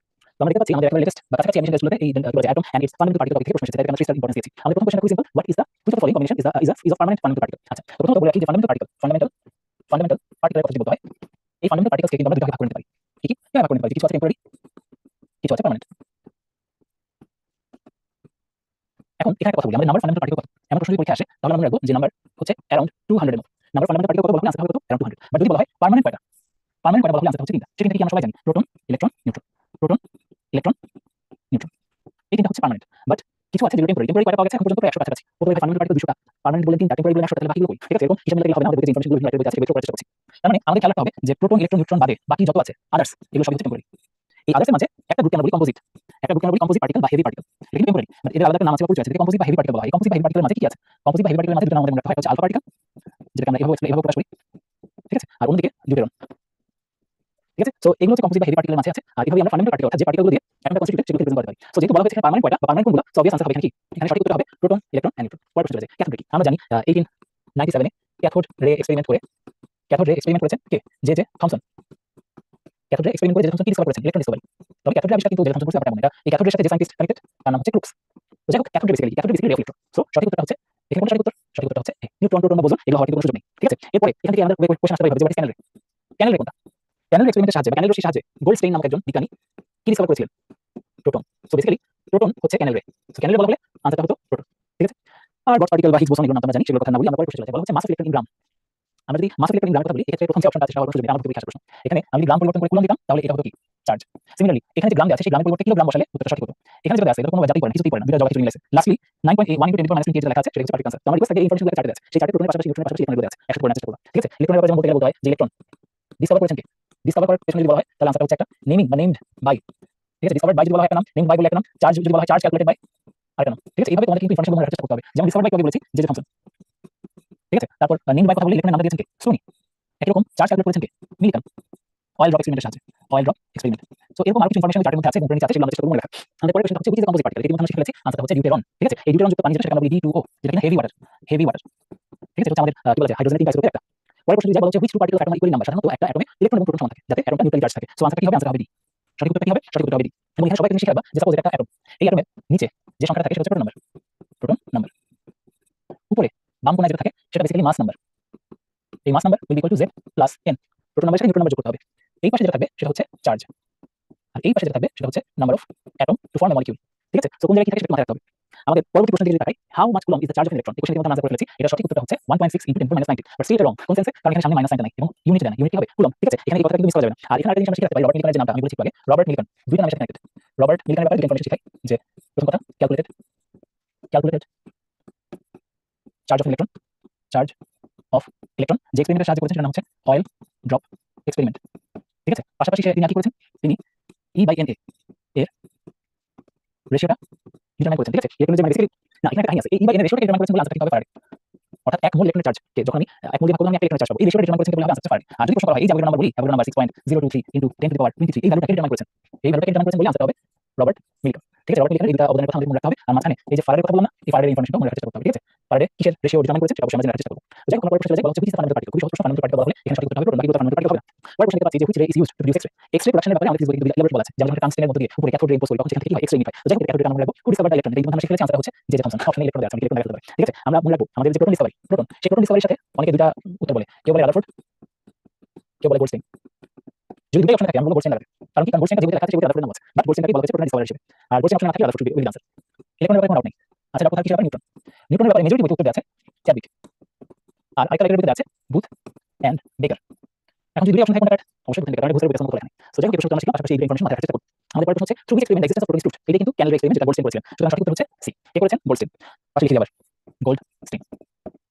Which of the following is the permanent fundamental particle? Permanent fundamental particle অনেকে তাড়াহুড়ো করে নিউট্রন বলে ফেলে, আনসার কি হবে? নিউট্রন। এরপরে যে টপিক সাথে চলে যায় সেখানে আমাদের atomic number, atomic mass number related change গুলো আছে সেগুলো আমরা সলভ করব। যেমন ডেটা মিশন 20 21, ডেটা মিশন 17 একই প্রশ্ন আসছে। What is the name of atom that have the same mass number but different atomic number? আচ্ছা, তার মানে এখন আমরা ওই জায়গায় আসছি যখন যেখানে আমাদের আইসোটোপ, আইসোটোন, আইসোবার, আইসোমার এগুলো সম্পর্কে জানতে হবে। আমরা যদি একটা বক্স কিনি, ঠিক আছে, বক্সের মধ্যে আবার বক্স কিনি, বক্সের দরকার নেই, একটু ঘর ঘর করে দিই। ঠিক আছে, এটা একটা ঘর, এটা হচ্ছে আইসোটোপের, এটা হচ্ছে আইসোটোন, এটা হচ্ছে আইসোবার এবং আইসোমার। ঠিক আছে, এদিকে একটা টেবিল দিই। ঠিক আছে, এখন এখানে আমাদের কি দেখার দরকার আছে, মানে কি জিনিসটা কিরকম সেটা দরকার আছে আমাদের। এখানে আমরা দেখার চেষ্টা করব যে দুটো আইসোটোপের মাঝে কি সেম থাকে কি ডিফারেন্ট থাকে। তাহলে আমরা এখানে লিখব সেম আর এখানে লিখব ডিফারেন্ট। ঠিক আছে, যেমন আইসোটোপের ক্ষেত্রে আমরা বলতে পারি যে সেম জেড, আইসোটোপ লাস্টে কি আছে P, P for proton. So proton number যখন সেম হবে তখন আমরা বলবো আইসোটোপ। ডিফারেন্ট কি হয়? ডিফারেন্ট হবে হচ্ছে তাদের নিউট্রন নাম্বার ডিফারেন্ট হবে, তাদের মাস নাম্বার। নিউট্রন নাম্বার ডিফারেন্ট হলে মাস নাম্বার ডিফারেন্ট হবে। আইসোটোপের ক্ষেত্রে যদি বলি, আইসোটোপের ক্ষেত্রে আমাদের মনে রাখতে হবে যে লাস্টে কি আছে এন, এন ফর নিউট্রন। সুতরাং এখানে সেম থাকবে কি? সেম থাকবে হচ্ছে এন, সেম কি থাকবে এন, এটা ডিফারেন্ট থাকবে, ডিফারেন্ট থাকবে জেড এবং অবশ্যই ডিফারেন্ট থাকবে এ। এ মানে কি? মাস নাম্বার। ভালো কথা। আইসোবার, এই যে বার, এটা বাংলায় ভর বা ইংরেজিতে মাস, এভাবে চিন্তা করি। সুতরাং মাস নাম্বার সেম থাকবে। কি সেম থাকবে? মাস নাম্বার সেম থাকবে। আবার ডিফারেন্ট থাকবে, ডিফারেন্ট থাকবে হচ্ছে জেড, ডিফারেন্ট থাকবে হচ্ছে নিউটন নাম্বার। অর্থাৎ নিউটন নাম্বার প্রোটন নাম্বার দুটো ডিফারেন্ট কিন্তু মাস নাম্বার সেম। ঠিক আছে, এটা হচ্ছে আইসোবার। আইসোমার কি? আইসোমার বেসিক্যালি আমাদের জেডও সেম থাকবে, এনও সেম থাকবে। এখন জেড এন যদি সেম থাকে, যোগফল যেটা সেটাও সেম থাকবে। ডিফারেন্সটা কোথায়? ডিফারেন্সটা একটা নতুন জিনিস, সেই জিনিসটা হচ্ছে এনার্জি। দুইটা অ্যাটমের যখন সবই সেম থাকবে, এনার্জি ডিফারেন্ট থাকবে, তখন ওই দুইটা অ্যাটমকে আমরা একে অন্যের আইসোমার বলবো। ঠিক আছে, তো দেখো এখানে যে বলা হয়েছে মাস নাম্বার, সুতরাং আমরা দেখতে পাচ্ছি এ সেম হলে অবশ্যই আনসার হবে আইসোবার। বুঝা গেল? তাহলে এরকম বিষয়গুলো আমাদেরকে জানতে হবে। আচ্ছা, এখন আমরা পরের যে প্রশ্নটা সেখানে বলা হচ্ছে how many electrons there, how many electrons in sodium ion. খুবই সহজ প্রশ্ন। সোডিয়াম কয় ইলেকট্রন আছে? সোডিয়াম ইলেকট্রন থাকে হচ্ছে 11টা, তাই না? সোডিয়ামে আমরা জানি 11টা ইলেকট্রন থাকে। সোডিয়াম আয়ন যখন বলা হচ্ছে তখন তার 11টা প্রোটন আছে, বাট ইলেকট্রন 11টা আছে? নাই, কারণ ইলেকট্রন যদি 11টা থাকতো প্লাস হতো না। ইলেকট্রন এখানে ঘাটতি আছে। সো ইলেকট্রন কয়টা আছে? 10টা আছে। কয়টা আছে? 10টা। কি সহজ কোশ্চেন। ঠিক আছে, ইলেকট্রন কয়টা আছে? 10টা আছে। এবার এখানে একটা ইম্পর্টেন্ট কথা বলি, এই জিনিসটা এবং এই জিনিসটা এরা কিন্তু একে অন্যের আইসোটোপ। কেন? কারণ এখানে তাদের অ্যাটমিক নাম্বারটা সমান। বাট আইসোটোপ কিভাবে বলা যাবে? না, এভাবে আইসোটোপ বলা যাবে না। আইসোটোপ বলতে অ্যাটমিক স্টেট হতে হবে। আয়নিক স্টেট আমরা কখনোই কি বলতে পারবো না, আইসোটোপ বলতে পারবো না। অ্যাটমিক স্টেট আমরা বলতে পারবো আইসোটোপ, নট আয়নিক স্টেট। বুঝা গেল? তাই কোনো একটা অ্যাটমের ক্যাটায়ন বা অ্যানায়ন তাদের আইসোটোপ ব্যাপারে এভাবে বলা যাবে না। ক্যাটায়ন বা অ্যানায়ন আমরা কখনোই আইসোটোপ বলতে পারবো না। কেন? কারণ তাদের এনার্জিটা সেম থাকে না, এনার্জি থাকে ডিফারেন্ট থাকে। তো যাই হোক, এখানে একটা এক্সট্রা ইনফ্যাক্ট ইনফরমেশন সবার সাথে শেয়ার করতে চাই যে সোডিয়াম আমাদের নেচারে আইসোটোপের সংখ্যা, নেচারে এখন পর্যন্ত আমরা প্রায় 1300টার কাছাকাছি আইসোটোপ পেয়েছি, but no or one isotope, মানে যাদের কোনো আইসোটোপ নেই তাদের কয়টা আইসোটোপ আছে? একটা। এরকম আমরা দুটো এলিমেন্টের নাম জানি, আমাদের বলতে যাচ্ছে একটা হচ্ছে সোডিয়াম আর একটা হচ্ছে গোল্ড। এই ইনফরমেশন থেকে এবং ক্যালকুলেশন থেকে প্রশ্ন এসেছে, এটা আলাদা ভাবে বলে দিলাম। which one has single isotope? দেখো বলতে চলে আসবে সিঙ্গেল আইসোটোপ কোনটা বলে আনসার হলো সোডিয়াম। আরেকটা সোডিয়াম থাকে কি হতো? সোডিয়াম থাকে আনসার হবে যেত বলা যায় গোল্ড। তাহলে এখানে একটা জিনিস শিখতে আইসোটোপের সংখ্যা আমরা 1300টা বললাম। নেচারে কোন কোন এক আইসোটোপ আছে? সোডিয়াম এবং গোল্ড। আর পাশাপাশি কিছু ন্যাচারাল রেডিওঅ্যাক্টিভ আইসোটোপের এক্সাম্পল যদি দিতে হয়, প্রকৃতিতে পাওয়া যায় এরকম কিছু কি বলা যায়? ন্যাচারাল রেডিওঅ্যাক্টিভ আইসোটোপ যদি বলি তাহলে ফ্রান্সের রানা, ফ্রান্সের রানা উরে, উরে, ফ্রান্সের রানা উরে। ঠিক আছে, এভাবে আমরা রাখতে পারি। ন্যাচারাল রেডিওঅ্যাক্টিভ আইসোটোপ প্রকৃতিতে পাওয়া যায় এরকম কিছু আইসোটোপ। নাম্বার প্রোটনের নিউক্লিয়াস অক্সিজেন, অক্সিজেনের নিউক্লিয়াস, অক্সিজেনের নিউক্লিয়াসে 8টা প্রোটন আছে, তাই না? আমরা তো এটা আসলে আলাদাভাবে মুখস্থ হিসাব করে বলতে হবে না। ঠিক আছে, এটা নিয়ে পারবো। আনসার হচ্ছে B. If mass number of chlorine atom is 35, তাহলে নাম্বার প্রোটনের নিউট্রন কি হবে? আরে মাস নাম্বারটাই আলটিমেটলি কি প্রোটন আর নিউট্রন নাম্বারের যোগফল। বাট ক্লোরিন যখন বলা হচ্ছে তখন অবশ্যই প্রোটন নাম্বারটা হবে 17। 17 সাথে কত যোগ করলে 35, 18, তাহলে অবশ্যই প্রোটন হবে 17, নিউট্রন হবে 18। সঠিক উত্তরটা কি হবে? সঠিক উত্তরটা হচ্ছে এ। আমরা পরের প্রশ্নে চলে যাই, বলা হচ্ছে 1 ইলেক্ট্রোম্যাগনেটিক ইউনিট। আমরা পূর্বে আসার প্রশ্ন, এটা অনেকেই ভুল করছে। 1 electromagnetic unit EMU equal to, মনে রাখবা এই যে 3 × 10 to the power 10 ESU equal to 0.1 coulomb. ঠিক আছে, 0.1 কুলম্ব হবে না, বেসিক্যালি হবে 10 coulomb. 10 coulomb equal to 10 coulomb. এই জিনিসটা সবাই মাথায় রাখার চেষ্টা করবে। এখানে যে ইনফরমেশন দিলাম, এই ইনফরমেশনটা খুবই গুরুত্বপূর্ণ। ঠিক আছে, এই ইনফরমেশন অনুসারে আমরা কিন্তু সঠিক উত্তরটা পেয়েছি। সঠিক উত্তরটা হচ্ছে এ। এবার আসলে পরের প্রশ্ন বলা হচ্ছে what is the number of neutron in this isotope. এখানে দেখো উপরে আছে মাস নাম্বার, নিচে আছে প্রোটন নাম্বার। মাস নাম্বার থেকে প্রোটন নাম্বার বাদ দাও, যেমন নিউট্রন নাম্বার। সো 15 থেকে 7 বাদ দিলে কত হবে? 8। সুতরাং সঠিক উত্তর হচ্ছে বি। পরের প্রশ্নে আসো, বলা হচ্ছে which of the following pair is isobar. Isobar বলতে উপরে যে অংশটা, এই যে দেখো 14, এই যে দেখো 14 মিলে গেল না? এটা কোথাও এটা আলাদা হবে, এটা বক্স। ঠিক আছে, মিলে গেল তো? মিলে গেল তো? ঠিক আছে, সো এই যে মিলে গেল, সুতরাং এটা কি হবে? আইসোবার। সুতরাং সঠিক উত্তরটা হচ্ছে এ। পরের প্রশ্ন চলে যাই, বলা হচ্ছে which of the following pair is isotone. এটা তাহলে সিম্পল। আইসোটোন মানে হচ্ছে মনে রাখবা যে নিউট্রন সংখ্যা সমান। নিউট্রন সংখ্যা সমান মানে কি? প্রোটন নাম্বার ডিফারেন্ট হবে, মাস নাম্বার ডিফারেন্ট হবে। প্রোটন আর মাস নাম্বারের যে ডিফারেন্স সেটা সেম হতে হবে। তাহলে প্রথম অপশনটা বাদ, পরের অপশনটা বাদ। এরপর অপশনটা লক্ষ্য করে দেখি, এই 14 এবং 6 এর মধ্যে ডিফারেন্স কত? 8। আবার একই রকম ভাবে আমরা যদি এখানে আসি 16 এবং 8 ডিফারেন্স কত? 8। সুতরাং এই যে ডিফারেন্স যদি সমান আমরা নির্দ্বিধায় বলতে পারি যে আমাদের সঠিক উত্তরটা হচ্ছে C. What will be the atomic number of M3 plus ion if it has 23 electron? 30টা electron আছে 3 প্লাস আয়ন, তার মানে 3টা ইলেকট্রন থাকার কথা ছিল, সেটা চলে গিয়ে M3 প্লাস হয়েছে। সো আর 3 প্লাস 26টা ইলেকট্রন থাকার কথা, 26 ইলেকট্রন থাকে, 26 প্রোটন থাকার কথা, সুতরাং সঠিক উত্তরটা হচ্ছে এখানে 26। আচ্ছা, আমরা পরের প্রশ্নে চলে যাই। বলা হচ্ছে নিচে which of the following atomic number containing atoms belong to p block? আচ্ছা, এখানে একটা সিম্পল জিনিস, সেটা হচ্ছে p block তো কখনোই কি বলা যায়, p block এর atomic number কত হতে পারে? আমরা এবার চিন্তা করি যে আমাদের এখানে যেগুলো আছে, প্রথম কথা এগুলো ইলেকট্রন কনফিগারেশন বলা সম্ভব। এই যে 3, এটা আসলে s ব্লকের। কিভাবে আমরা এবার চিন্তা করি? আমরা এবার চিন্তা করি যে 2 পরবর্তীতে 1, ঠিক আছে, আমাদের পরের যে শেল না, এভাবে না, এভাবে চিন্তা করে বলি যে 1 2 3 চিন্তা করলে আমাদের উত্তর চলে আসে, ঠিক আছে। তো যাই হোক, এখানে আমরা দেখতে পাচ্ছি যে আমাদের atomic number 3 যদি হয় বা atomic number যদি 11 হয়, এগুলো সবই কি s ব্লকের সদস্য, এগুলো সবই কি s ব্লক, ঠিক আছে। 3 কোনটা আসলে? বেরিলিয়াম, ঠিক আছে। আবার 11 কোনটা? সোডিয়াম, এটাকে আমরা চিনি 33 কোনটা হবে? চিন্তা করে দেখো, আমাদের কি বলা যায়, জিঙ্ক পর্যন্ত অনেকে আমরা জানি যে জিঙ্কের হচ্ছে কত 30, তারপরে হচ্ছে কি গ্যালিয়াম, ঠিক আছে। এটা আমরা এভাবে মনে রাখতে পারি যে বোন আমার গেল, ঠিক আছে। পরে যদি যাই কামাল শীঘ্রই, জিনিয়াস সোনিয়াকে পাবে, এরকম এমনি আমরা শেখাবো যেগুলো মনে রাখছে। তারপর কি নদীতে পানি আসে, তাহলে দেখো আমরা কিন্তু এই প্যাটার্নে গিয়ে 31 কিন্তু মুখস্থ ছিল না, আমি এভাবে ক্যালকুলেট করে করলাম যে আর্সেনিক ছিল 33, আর্সেনিক গ্রুপ কত সেটা কিন্তু আমরা বের করে ফেললাম। গ্রুপ হচ্ছে 15, আর্সেনিক গ্রুপ 15, গ্রুপ কত 15, পিরিয়ড কত? দেখো আমাদের এই যে জিঙ্কের যে পিরিয়ড, সেই পিরিয়ডের মধ্যে আছে, অর্থাৎ কত নম্বর পিরিয়ড? 4th পিরিয়ড, তাই না।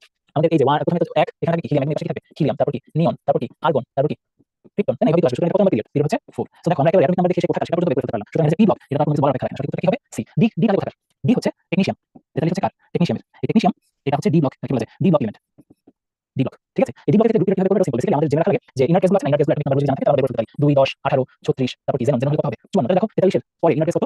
54। সো এটা চিন্তা করো 54 থেকে 43 বাদ দিলে কত হবে? 4 থেকে 3 বাদ দিলে 1, 5 থেকে 4 বাদ দিলে 1, তার মানে এইটা 54 যদি 18 তম গ্রুপে হয়ে থাকে, 54 কত নম্বর গ্রুপের সদস্য? 18 নম্বর গ্রুপের সদস্য, তাহলে 43 কত নম্বর গ্রুপের সদস্য? 18 থেকে 11 বাদ দিতে হবে, 18 থেকে 11 বাদ দিলে কত?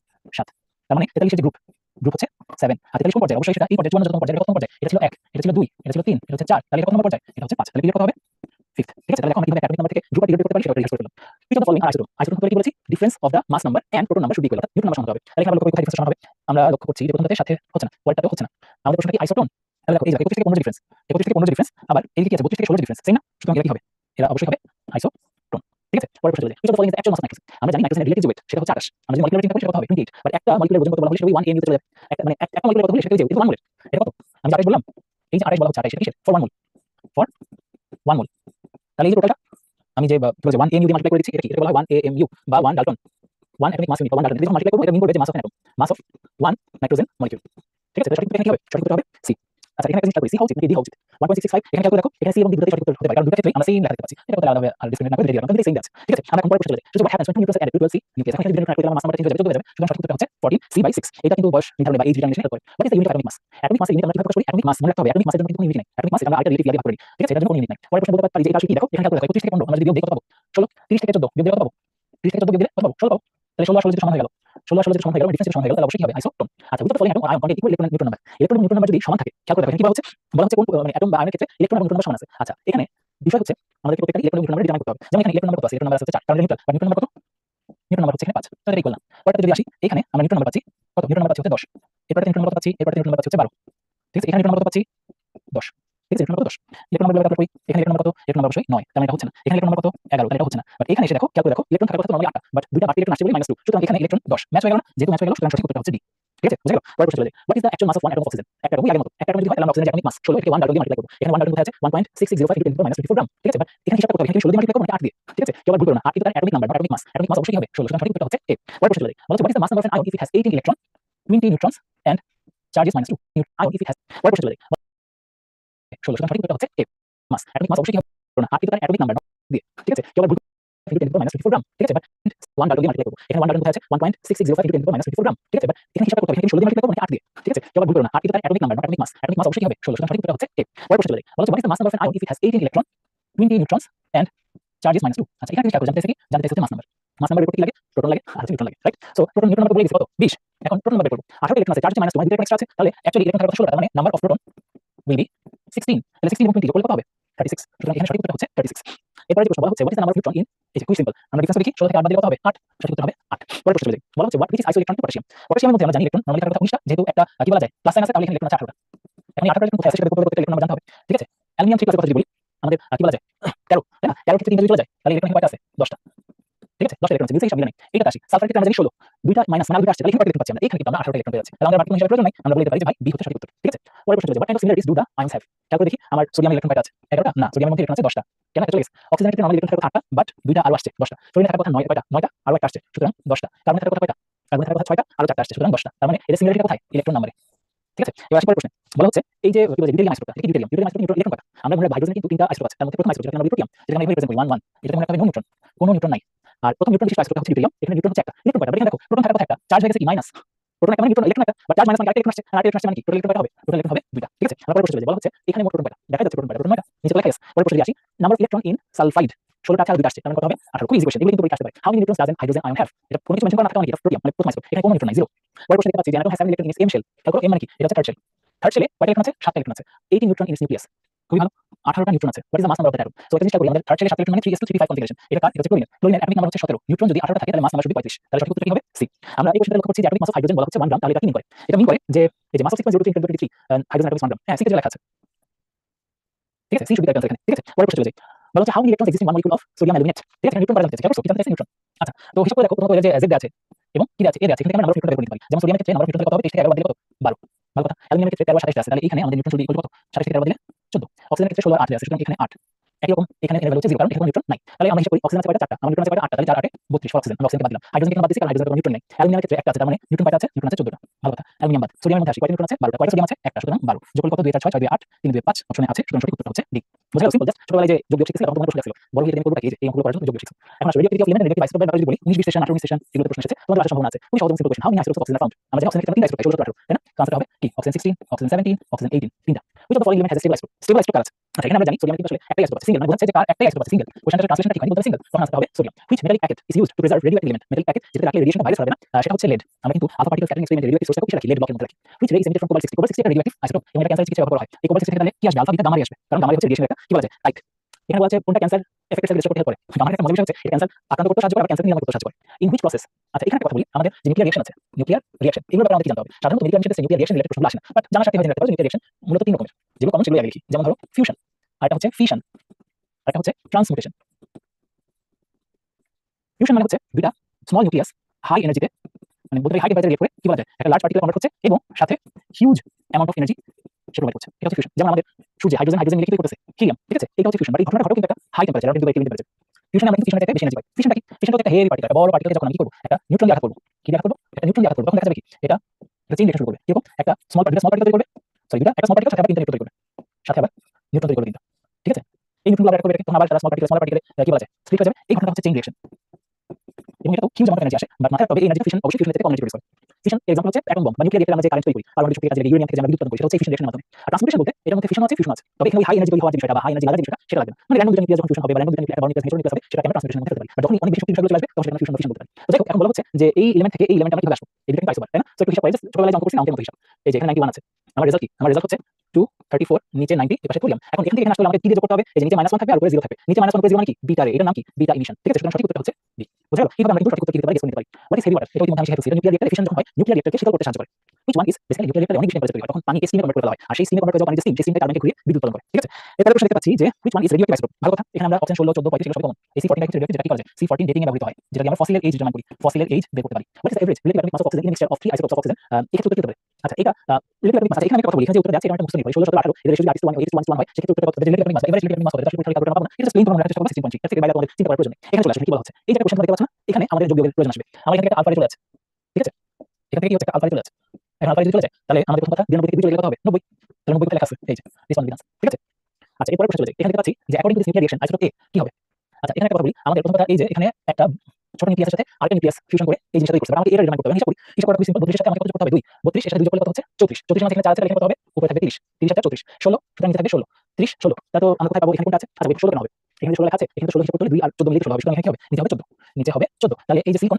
এটা হচ্ছে সঠিক উত্তর ঠিক আছে আমরা পরের প্রশ্নে চলে যাই এখানে দেখতে পাচ্ছি যে একটা আলফা পার্টিকেল বিক্রিয়া করছে নাইট্রোজেনের সাথে একটা প্রোটন তৈরি করছে সাথে এখানে একটা অক্সিজেন অ্যাটম দেখা যাচ্ছে এখন বি এ কি হবে সিম্পল আমরা এখানে এভাবে নিয়ে আসি জাস্ট যোগ বিয়োগের হিসাব নিকাশ মাথায় থাকলে এখানে কোনো ভুল হবে না আমরা জানি আলফা পার্টিকেল মানে এই অবস্থা ঠিক আছে এখন আমরা কি দেব প্রোটন তৈরি করছে প্রোটন মানে এটাকে এভাবে দেখাতে পারি ঠিক আছে প্রোটন তৈরি মানে এটাকে সরি এভাবে দেখাতে পারি সমস্যা নেই বা আমরা প্রোটনকে পি না লিখে এইটাও লিখতে পারি মানে একটা প্রোটন মানে আসলে না এটা ইলেকট্রন ইলেকট্রন থাকলে আইসি থাকবে সুতরাং এভাবে লিখতে হবে 1 1 ঠিক আছে আচ্ছা এবার হিসাবটা মিলাই 14 আর 4 কত 18 তাহলে উপরে 1 আছে এখানে কত হবে অবশ্যই 17 হতে হবে আচ্ছা নিচে আছে 7 2 9 এখানে কত হবে 8 আর 1 9 ঠিক আছে তাহলে উপরে 17 নিচে 8 এটা হচ্ছে आंसर বুঝা গেল এইভাবে হিসাবটা মিলাতে হবে পরের প্রশ্নে আসি হিসাবটা মিলাই 1 তাই দেখাতে পারি হিসাব সিম্পল আমরা এখানে এভাবে নিয়ে আসি জাস্ট যোগ বিয়োগের হিসাব নিকাশ মাথায় থাকলে এখানে কোনো ভুল হবে না আমরা জানি আলফা পার্টিকেল মানে এই অবস্থা ঠিক আছে এখন আমরা কি দেব প্রোটন তৈরি করছে প্রোটন মানে এটাকে এভাবে দেখাতে পারি ঠিক আছে প্রোটন তৈরি মানে এটাকে সরি এভাবে দেখাতে পারি সমস্যা নেই বা আমরা প্রোটনকে পি না লিখে এইটাও লিখতে পারি মানে একটা প্রোটন মানে আসলে না এটা ইলেকট্রন থাকলে আইসি থাকবে সুতরাং এভাবে লিখতে হবে 1 1 ঠিক আছে আচ্ছা এবার হিসাবটা মিলাই 14 আর 4 কত 18 তাহলে উপরে 1 আছে এখানে কত হবে অবশ্যই 17 হতে হবে আচ্ছা নিচে আছে 7 2 9 এখানে কত হবে 8 আর 1 9 ঠিক আছে তাহলে উপরে 17 নিচে 8 এটা হচ্ছে आंसर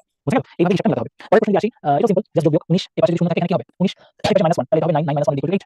আনসার কি হবে? বি। যোগ বিয়োগ ঠিকমতো করতে পারলে এলিমিনেটের কিছু নাই। আর ইন্টারেস্টিং পারলে দেখতে ভালো লাগবে। এখানে বলা হচ্ছে what which transforms 14 O isotope into 14 মানে খেয়াল করে দেখি। আমাদের একটা অক্সিজেন থেকে কিসে কনভার্ট হবে? নাইট্রোজেনে কনভার্ট হবে। সো নাইট্রোজেন যদি কনভার্ট হয় তার কি এমিশন করতে হবে? Beta emission? না। এখানে ব্যাপারটা হচ্ছে কোন তার সাথে যদি আমি এসে কি ত্যাগ করবে? সে আমরা জিনিস ত্যাগ করবে যেটাতে কি বলা যায়? প্রোটন নাম্বার হচ্ছে 1, নিউট্রন নাম্বার হচ্ছে কি বলা যায়? প্রোটন নাম্বার 1 এখানে কোনো কি নাই, নিউট্রন নাই। So mass number should be 1। ঠিক আছে? Mass number should be 1। So ultimately এখান থেকে আমাদের কি হয়ে যাবে কথা? এখানে মানে একটা ফ্যাক্ট হচ্ছে কি? আমাদের এখানে উপরে মাস নাম্বারটা লেখা যাবে না। কারণ এটা এক্সাক্টলি প্রোটন না।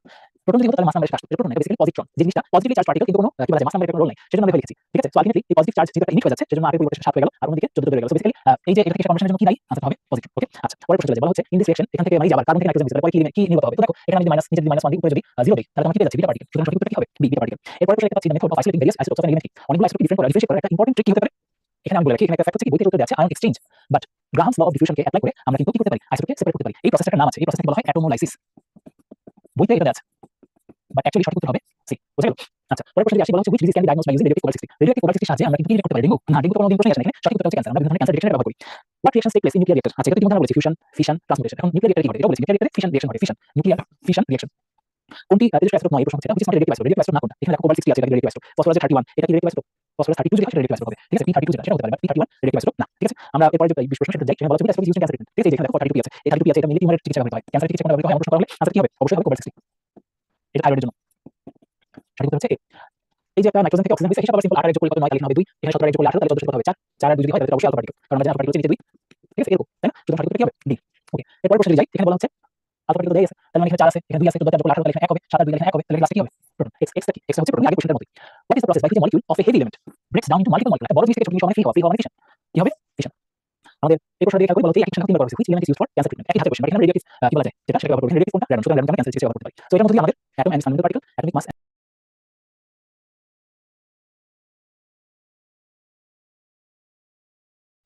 আসসালামু আলাইকুম সুপ্রিয় শিক্ষার্থীবৃন্দ, আশা করি সবাই ভালো আছো, সুস্থ আছো। আজকে মেডিকেল মাস্টার ক্লাসে সবাইকে ওয়েলকাম। আজকে আমরা চ্যাপ্টার 2 ফার্স্ট চ্যাপ্টার 2 অর্থাৎ কোয়ালিটি কেমিস্ট্রি চ্যাপ্টারে লেকচার 4 করতে যাচ্ছি। Lecture 4 A one of the most important topic of this chapter is discussed or is going to discuss সেটা হচ্ছে ইলেকট্রন কনফিগারেশন। আচ্ছা, ইলেকট্রন কনফিগারেশন কি ধরনের প্রশ্ন আছে সেটা আইডিয়া দিই। সাধারণত এই ইলেকট্রন কনফিগারেশন এমন একটা জিনিস যেটার মাধ্যমে অনেকগুলো টপিক কানেক্টেড। যেমন কোয়ান্টাম নাম্বারের কথা বলে ইলেকট্রন কনফিগারেশন কাজে লাগে, কিংবা আমরা যে properties and chemical bond chapter পড়ি সেখানে কোনো একটা এলিমেন্টের গ্রুপ আর পিরিয়ড ডিটারমাইন করা সেখানে কিন্তু ইলেকট্রন কনফিগারেশন কাজে আসে। সো এই টপিকটা কেউ আবার যদি আমরা ভাবি যে শুধু এই চ্যাপ্টার থেকে লিমিটেড প্রশ্ন আসবে এই টপিক থেকে তাহলে আমরা ভুল করছি। ওভারঅল ইলেকট্রন কনফিগারেশন কাজে লাগে যে সকল প্রশ্ন বা যে টাইপের প্রশ্ন সেটা আমি ধারণা দিতে চাচ্ছি। যেমন প্রথম কথা ইলেকট্রন কনফিগারেশন উপর বেস করে কোয়ান্টাম নাম্বার রিলেটেড প্রশ্ন আসতে পারে। এছাড়া এই ইলেকট্রন কনফিগারেশন উপর বেস করে প্রশ্ন আসতে পারে যে determine group or period of an element. এছাড়া আমাদের সরাসরি ইলেকট্রন কনফিগারেশনের সাথে কানেক্টেড সেটা হচ্ছে এটাও এখানে লিখতে পারে যে গ্রুপ পিরিয়ডের পাশাপাশি ব্লক ডিটারমাইন করতে কিন্তু ইলেকট্রন কনফিগারেশন থেকে প্রশ্ন আসতে পারে। আর কি ধরনের প্রশ্ন আসতে পারে? প্রশ্ন আসতে পারে এভাবে যে ইলেকট্রন কনফিগারেশন এক্সপ্রেস করার ক্ষেত্রে কি রুল ফলো করা হয় সেই রুলগুলোর ব্যাপারে কোনো এক্সেপশন আছে কিনা, কোনো এক্সেপশন আছে কিনা, রুলস এন্ড এক্সেপশন। এই 3 ধরনের যে টপিকের কথা আমি বললাম ওভারঅল আমরা যে প্রশ্নগুলো অ্যানালাইসিস করব আজকে দেখা যাবে সবই এই 3টা ক্যাটাগরি কোনো না কোনোটাতে পড়ে গেছে। সো এই 3টার যদি আমাদের ক্লিয়ার ধারণা থাকে ইলেকট্রন কনফিগারেশন থেকে যত ধরনের প্রশ্ন আসুক না কেন আমরা আশা করি কনফিডেন্টলি পারবো। আর এর পাশাপাশি আমি যে জিনিসটা বলতে চাই সবাইকে সেটা হচ্ছে এই প্রশ্নগুলো আমরা একটু সতর্কতার সাথে কিভাবে আনসার করার চেষ্টা করব। কারণ তাড়াহুড়ো করতে গিয়ে এই প্রশ্ন মানুষ বেশি ভুল করে। এখানে যা ইনফরমেশন আমরা আজকে প্র্যাকটিস করব সেগুলো যদি মাথায় গেঁথে রাখতে পারি তাহলে আমার মনে হয় না পরীক্ষা হলে এই প্রশ্ন যদি আমরা পাই বা এই ধরনের প্রশ্ন যদি পাই আমাদের ভুল হবে। তো আমরা শুরু করি। আমরা দেখতে পাচ্ছি যে রিসেন্ট অ্যাডমিশন টেস্টে বলতে গেলে লাস্ট 4 to 5 ইয়ার্স এর মধ্যে এই 19 20 সেশন আসা প্রশ্ন রিসেন্ট টেস্টে আমরা দেখতে পাচ্ছি। পাশাপাশি নিউক্লিয়ার টেস্টে 16 17 17 18 টানা এসেছিল, পরবর্তীতে আসেনি, বাট বেসিক্যালি আসেনি বলে হবে। আমি কিন্তু টপিক মেনশন করেছি সেখান থেকে এসেছে। সো ইলেকট্রন কনফিগারেশন সাথে টপিক থেকে প্রশ্ন এসেছে। তো আমাদের প্রথম কোশ্চেন আজকে যেটা ডিসকাস করতে যাচ্ছি সেটা হচ্ছে based on which principle electron in orbital of an atom is not arranged. So basically এটা রুলস এন্ড এক্সেপশন যে ক্যাটাগরিটা বললাম সেই ক্যাটাগরি থেকে আসা প্রশ্ন বলতে চাচ্ছে যে আসলে সহজ তর্জমা করলে এই প্রশ্নের সহজ তর্জমাটা হচ্ছে যে এখানে আসলে কোনটা ইলেকট্রন কনফিগারেশনের জন্য অ্যাপ্লিকেবল রুল না বা ইলেকট্রন অ্যারেঞ্জমেন্টকে ডেসক্রাইব করার জন্য যে রুলগুলো আছে তার মধ্যে কোনটা আসলে পড়ে না। আচ্ছা, আমরা একটু একটা করে এক্সপ্লেইন করি। প্রথমত আফবাউ রুলের কথা যদি বলি, আফবাউ প্রিন্সিপাল এটা ব্যাপারে মনে রাখবো যে আফবাউ হচ্ছে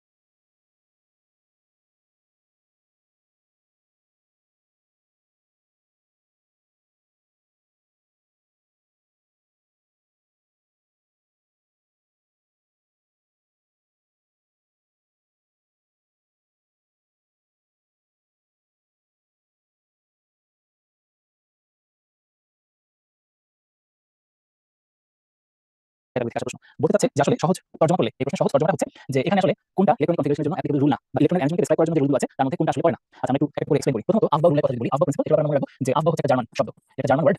এই জার্মান ওয়ার্ড এটার মিনিং কি? এটার মিনিং হচ্ছে to build up, to build up, to build up.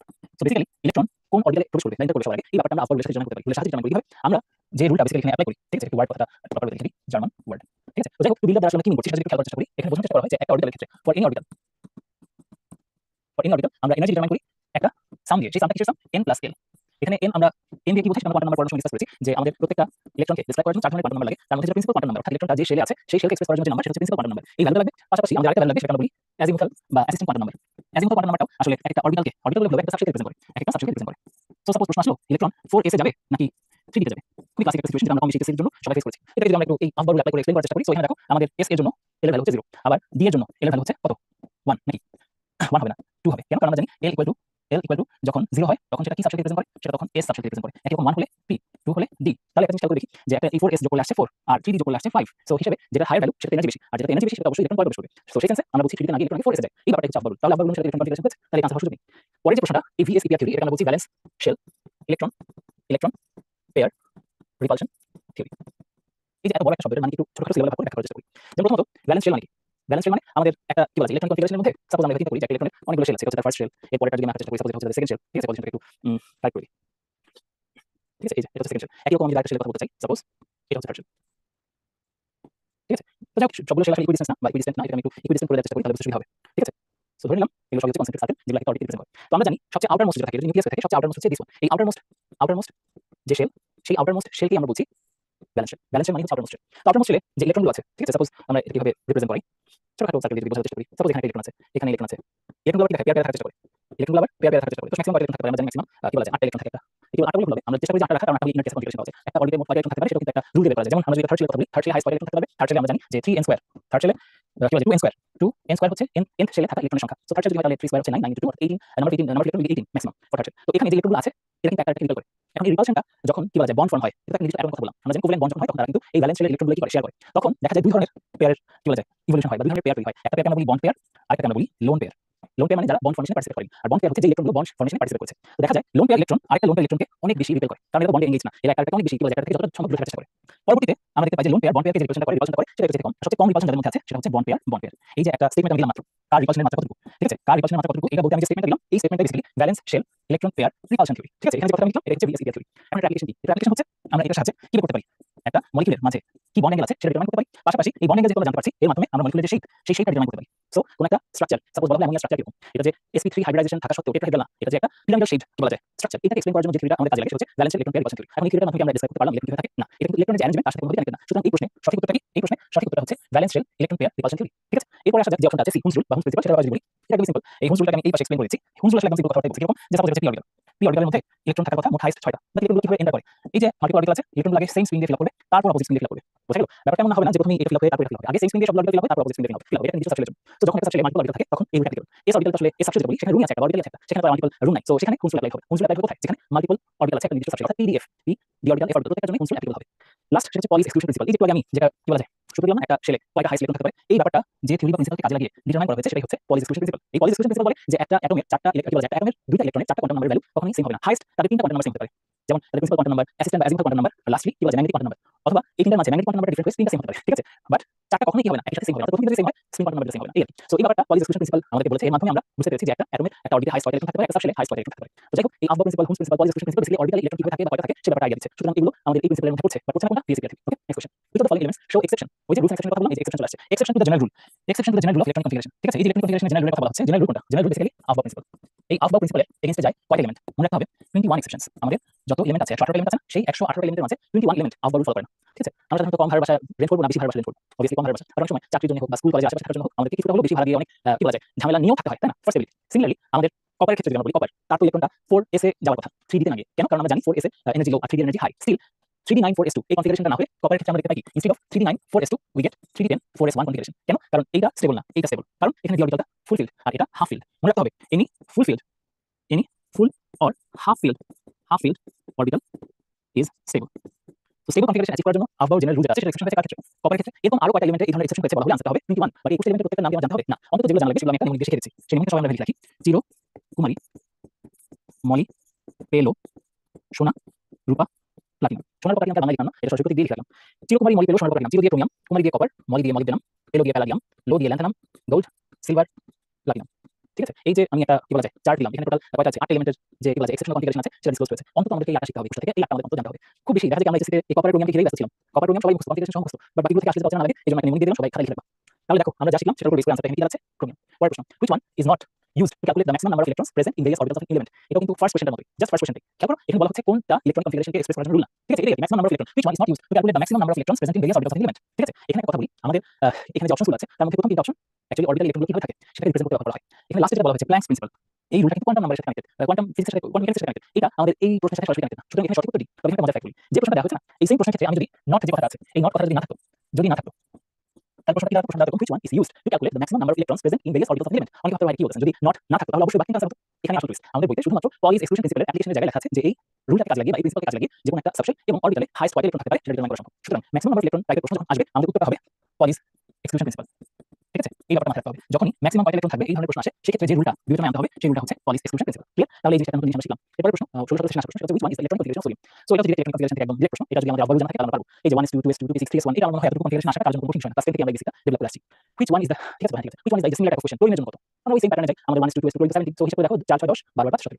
যাই হোক এই ব্যাপারগুলো আমার মনে হয় ভুল হবে। আর যদি তাও কোনো গ্যাপ থাকে তোমরা সবাই জানো এই যে এভাবে আমরা চাইলে ফিল আপ করে ফেলতে পারি। কিভাবে? আমরা 2p 3s 3p 3d 3f বলে আবার কিছু নেই, 4 এ গিয়ে আছে 4s 4p 4d এখানে গিয়ে 4f।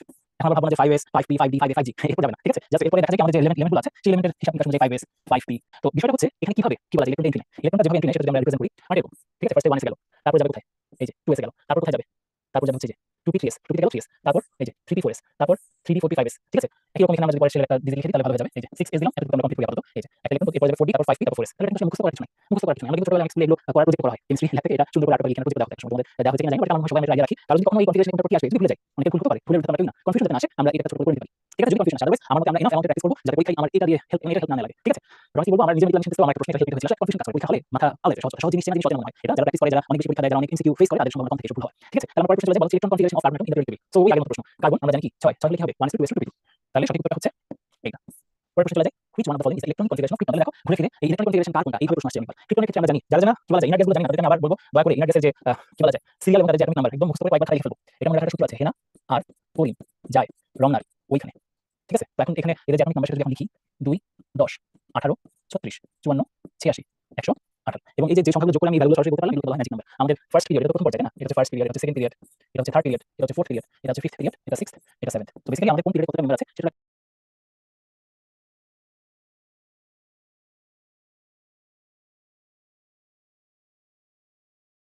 আইডিয়া পেয়ে যাচ্ছে। যেমন আমাদের ফার্স্ট পিরিয়ডে টোটাল মেম্বার হচ্ছে 2টা, এই যে 2 আছে। এখন আমার সেকেন্ড পিরিয়ডে মেম্বার কত? 8, এই 8 যখন 2 এর সাথে যোগ করব তখন হবে 10। থার্ড পিরিয়ডে মেম্বার কত? 8, এই 10 এর সাথে 8 যোগ করলে পাচ্ছি 18, ঠিক আছে? ফোর্থ পিরিয়ডে এসে আমরা 18 জনকে পাই, সেজন্য আমরা যোগ করি 18, 18 এর সাথে 18 যোগ করলে 36। ফিফথ পিরিয়ডে যখন আসি তখন কিন্তু আমরা কি বলা যায় আবার 18টা পাই, সেক্ষেত্রে 18 আর 36 যোগ করলে কত হবে 54। সিক্স পিরিয়ডে এসে আমরা সংখ্যা বেড়ে যায় কেন? কারণ ওই জায়গাটায় এসে গ্রুপ 3 তে আসলে সদস্য সংখ্যা প্রায় 15টা বেড়ে যায়, ঠিক আছে? সদস্য সংখ্যা প্রায় 15 গুণ হবে বলতে পারি 14টা বেড়ে যায়, কারণ একটা ওখানে বসে 14টা বেড়ে যায়। ওই 14 সাথে 18 যদি যোগ করি তাহলে কত হয় 32।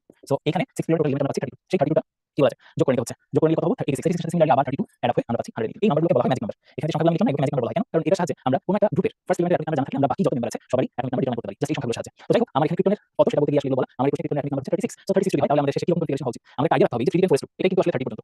জিঙ্ক আমাদের যে জিঙ্কের কনফিগারেশন এই জিঙ্কের কনফিগারেশন এখানে শেষ হয়, ঠিক আছে? আমাদের কি বলা যায় কেমিস্ট্রি বেসিক হিসেবে এলিমেন্ট 1 অর্থাৎ হাইড্রোজেন থেকে জিঙ্ক পর্যন্ত অ্যাট লিস্ট আমাদের অ্যাটমিক কনফিগারেশন প্র্যাকটিস করা উচিত, যেটা চোখে দেখলেই মনে পড়ে যায় জিঙ্কের কপার এটা লেড বলছি আয়রন এরকম যেটা বলা যায়। তো যাই হোক জিঙ্কের কনফিগারেশন হচ্ছে এটা, জিঙ্কের ক্ষেত্রে আমরা জানি 30। এখন এই 30 সাথে আরো 6 যোগ করলে আমরা পেয়ে যাচ্ছি 36, ঠিক আছে? এটা আনসার করাটা ইজিয়ার। অনেকে বলতে পারে ভাই এটা না কেন 36 না কেন? কারণ আমরা ক্রিপ্টনের পিরিয়ড জানি, ক্রিপ্টনের পিরিয়ড কত 4, ক্রিপ্টনের পিরিয়ড কত এই যেখানে লেখা আছে কত 4, ফোর্থ পিরিয়ডে যে থাকবে তার প্রিন্সিপাল কোয়ান্টাম নাম্বারের হাইয়েস্ট ভ্যালু হবে 4, ঠিক আছে? এবং ভ্যালেন্স শেলটাকে আমরা রিপ্রেজেন্ট করছি, সো 3 এখানে ভ্যালেন্স শেল হবে না, কিংবা এই যে 5 6 এগুলো ভ্যালেন্স শেল হবে না, 2 হবে না। সো আলটিমেটলি জিঙ্ক যদি মাথায় নাও থাকে এই ভ্যালুটা দেখে আমরা বুঝতে পারবো যেহেতু বাকি হচ্ছে না সুতরাং বি হবে সঠিক উত্তর, ঠিক আছে? তাহলে এখানে একটা আনসার আবার আলাদা মার্ক করে দিলাম যাতে কখনোই ভুল না হয়, আনসারটা কি বি।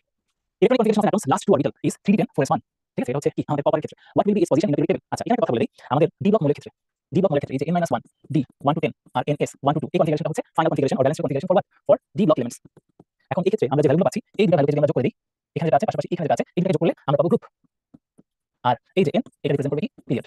তাহলে প্রথম কথা এখানে জানতে চেয়েছে পজিশন, তার মানে পজিশন বলতে কি বোঝায়? পজিশন বলতে গ্রুপ বোঝায় পিরিয়ড বোঝায়। সো ফোর্থ পিরিয়ড এটা দেখে বোঝাচ্ছে এবং সবগুলো অপশনে কিন্তু ফোর্থ পিরিয়ড আছে ব্যাপারটা না, ডি অপশন তাহলে বাদ পড়ে গেল। এখন এবিসি এর মধ্যে কোনটা কারেক্ট?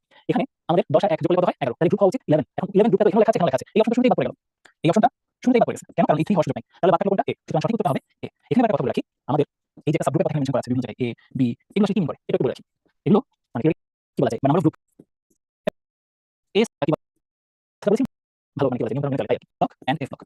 এটার ক্ষেত্রে গ্রুপের নাম ছিল 1a 2a, টি ব্লকের ক্ষেত্রে গ্রুপের নাম ছিল 3a 4a 5a 6a, আর ডি ব্লক এস ব্লক, তাদের ক্ষেত্রে নাম ছিল 3D 4D অনেক, ঠিক আছে? তো যাই হোক এই বি সাবগ্রুপ বা এ সাবগ্রুপ এই ব্যাপারে কিন্তু এখনকার বইগুলোতে খুব বেশি ইনফরমেশন দেয়া নাই। স্টিল আমাদের অনুশীলনীতে কিছু জায়গায় লেখা আছে বা কিছু প্রশ্ন আছে বলে এক্সপ্লেইন করে দিলাম, ঠিক আছে? পরের প্রশ্ন চলে যাবো। Based on which principle electron in orbital of an atom is mainly organised. তাহলে এই যে দেখা যাচ্ছে আমরা বলছি hydrogen rule, alpha rule, Pauli's exclusion principle. আমরা প্রথম কোশ্চেন সলভ করেছিলাম মনে আছে সবার? জাস্ট সেম কোশ্চেন, জাস্ট ছিল which is not a principle of electronic arrangement in orbital. সেক্ষেত্রে আমরা উত্তর দিয়েছিলাম বিএসসি। তাহলে দেখো হিসাবে এই প্রশ্নটা কি হওয়া উচিত? এ বি সি সব হওয়া উচিত না? বাট আনফরচুনেটলি এখানে এবিসি সব হতো না। এখানে সঠিক উত্তর হচ্ছে মেইন রুলটা, যে রুলটা বারবার আমরা উচ্চারণ করছি, সেটা কি alpha principle. Which of the following orbital will have the least strength? How will we determine the strength of an orbital? Using alpha principle. How will we use the alpha principle? We will just add up principal quantum number and assume the quantum number of a specific orbital. So এখন determine করি 3 plus d মানে 3 plus 2, 4 plus s মানে 4 plus 0, 4p means 4 plus 1, 3s means 3 plus 0. So এখন যোগফল কার সবচেয়ে কম? তার সবচেয়ে কম energy. যার সবচেয়ে কম তার সবচেয়ে কম এনার্জি। সুতরাং এই ক্ষেত্রে সঠিক উত্তরটা হচ্ছে d.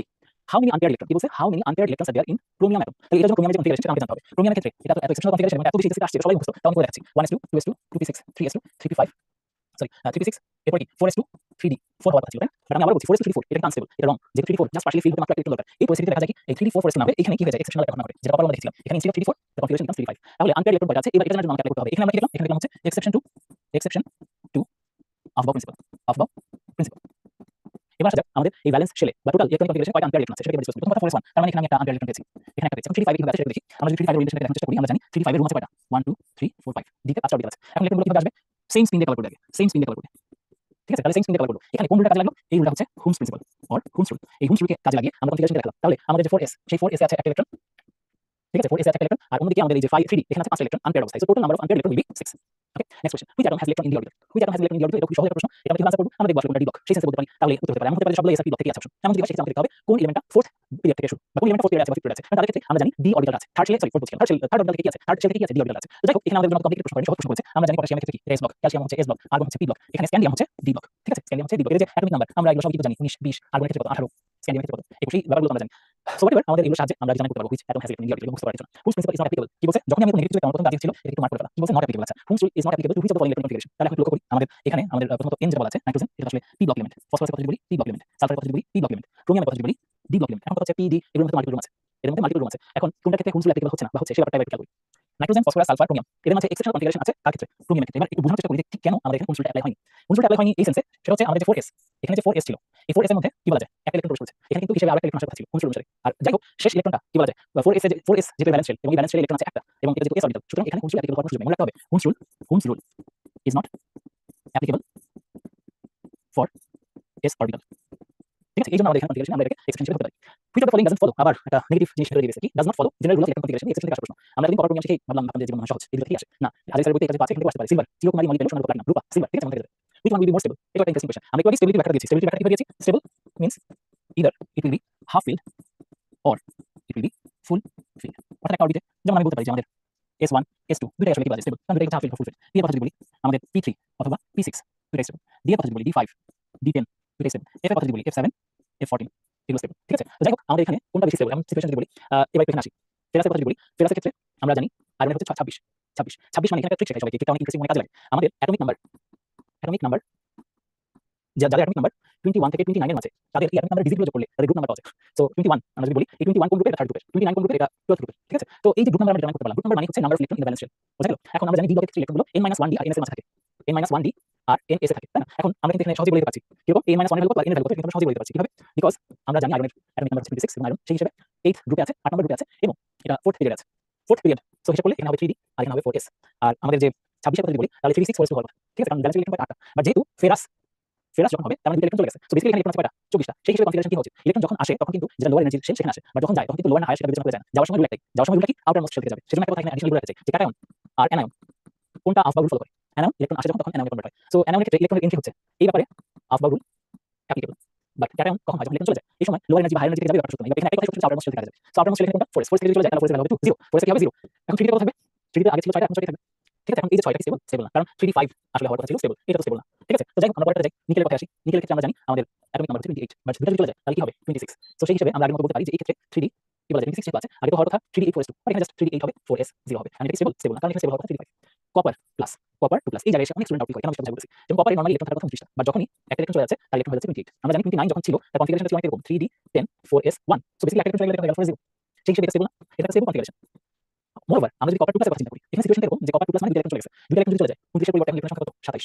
27 যদি হয়, আমাদের আগে ছিল 3d10 4s1, তাহলে 4s তো 0 হবেই, পাশাপাশি 3d থেকে একটা ইলেকট্রন গিয়ে 3d9 হবে। এখন অ্যাপারেন্টলি আমার মনে হতে পারে যে এটা আনস্টেবল। আর এটা স্টেবল। আমাদের কেমিস্ট্রি এই যে হাফ ফিল্ড ফুল ফিল্ডের লজিক, সেটা আমাদের শেখাচ্ছে কি 3d10 এটা স্টেবল, 3d9 এটা আনস্টেবল। বাট এখানে ইন্টারেস্টিং ফ্যাক্টর হচ্ছে কপার 2 প্লাস এই স্ট্যাটাস যখন কপার 2 প্লাস অ্যাটমটা হয়, আয়নটা হয়, ওই সময় তাদের যে আয়নিক স্ট্রাকচারটা থাকে সেই স্ট্রাকচারটা সিঙ্গেল ইলেকট্রন যাওয়া কপার যেটা আনস্টেবল। এখানে আয়নাইজেশন এনার্জি একটা ইস্যু আছে। আই কপার প্লাসের পরে আরেকটা আয়ন যেতে কপারে খুব বেশি দেখতে হয় না। এখানে অনেকগুলো কেমিস্ট্রির ব্যাখ্যা আছে, তাদের কি বলে ল্যাটিস এনার্জি ইস্যু আছে। এই ব্যাপারগুলোতে আমি আর যাচ্ছি না, বাট এই ব্যাপারটা সবার সাথে বলতে চাই যে আমরা ক্রিটিক্যালি অরবিটালে কয়টা ইলেকট্রন আছে তারপর বেস করে স্টেবল আনস্টেবল বলি, এই ব্যাপারটা কিন্তু কপারকে ব্যাখ্যা করার ক্ষেত্রে এপ্লাই করা যাবে না। অর্থাৎ এই কথাটা টোটালি ভুল। বুঝা গেল? এখানে মনে রাখতে হবে in case of two options between copper 2 plus and copper just plus, অর্থাৎ এখানে লিকুইড প্লাস কৃতিক আয়ন, এই দুটোর মাঝে কোনটা বেশি স্টেবল বলে নির্দ্বিধায় উত্তর দিতে হবে কপার প্লাস মোর স্টেবল। ঠিক আছে? মোর স্টেবল। এটা কনফিগারেশন ব্যাখ্যা করা যায় না, অন্য জিনিসপত্র দিয়ে ব্যাখ্যা করা যায়। তো যাই হোক, এই প্রশ্নের সঠিক উত্তর অ্যাপারেন্টলি সি মনে হলো, আসলে সঠিক উত্তর হচ্ছে ডি। এটা কিন্তু একটা স্টার দেওয়া কোশ্চেন, কারণ এটা অনেকেই ভুল করে। ঠিক আছে? পরের প্রশ্ন চলে যাই। How many electrons are there in the orbital of ferrous ion? দেখো একটু আগে কিন্তু আমরা সলভ করেছি। দেখো আমরা ডি অরবিটালে কয়টা ইলেকট্রন পেয়েছি? 6টা। তাহলে आंसर কি হবে? 6টা। Which of the following has electron configuration like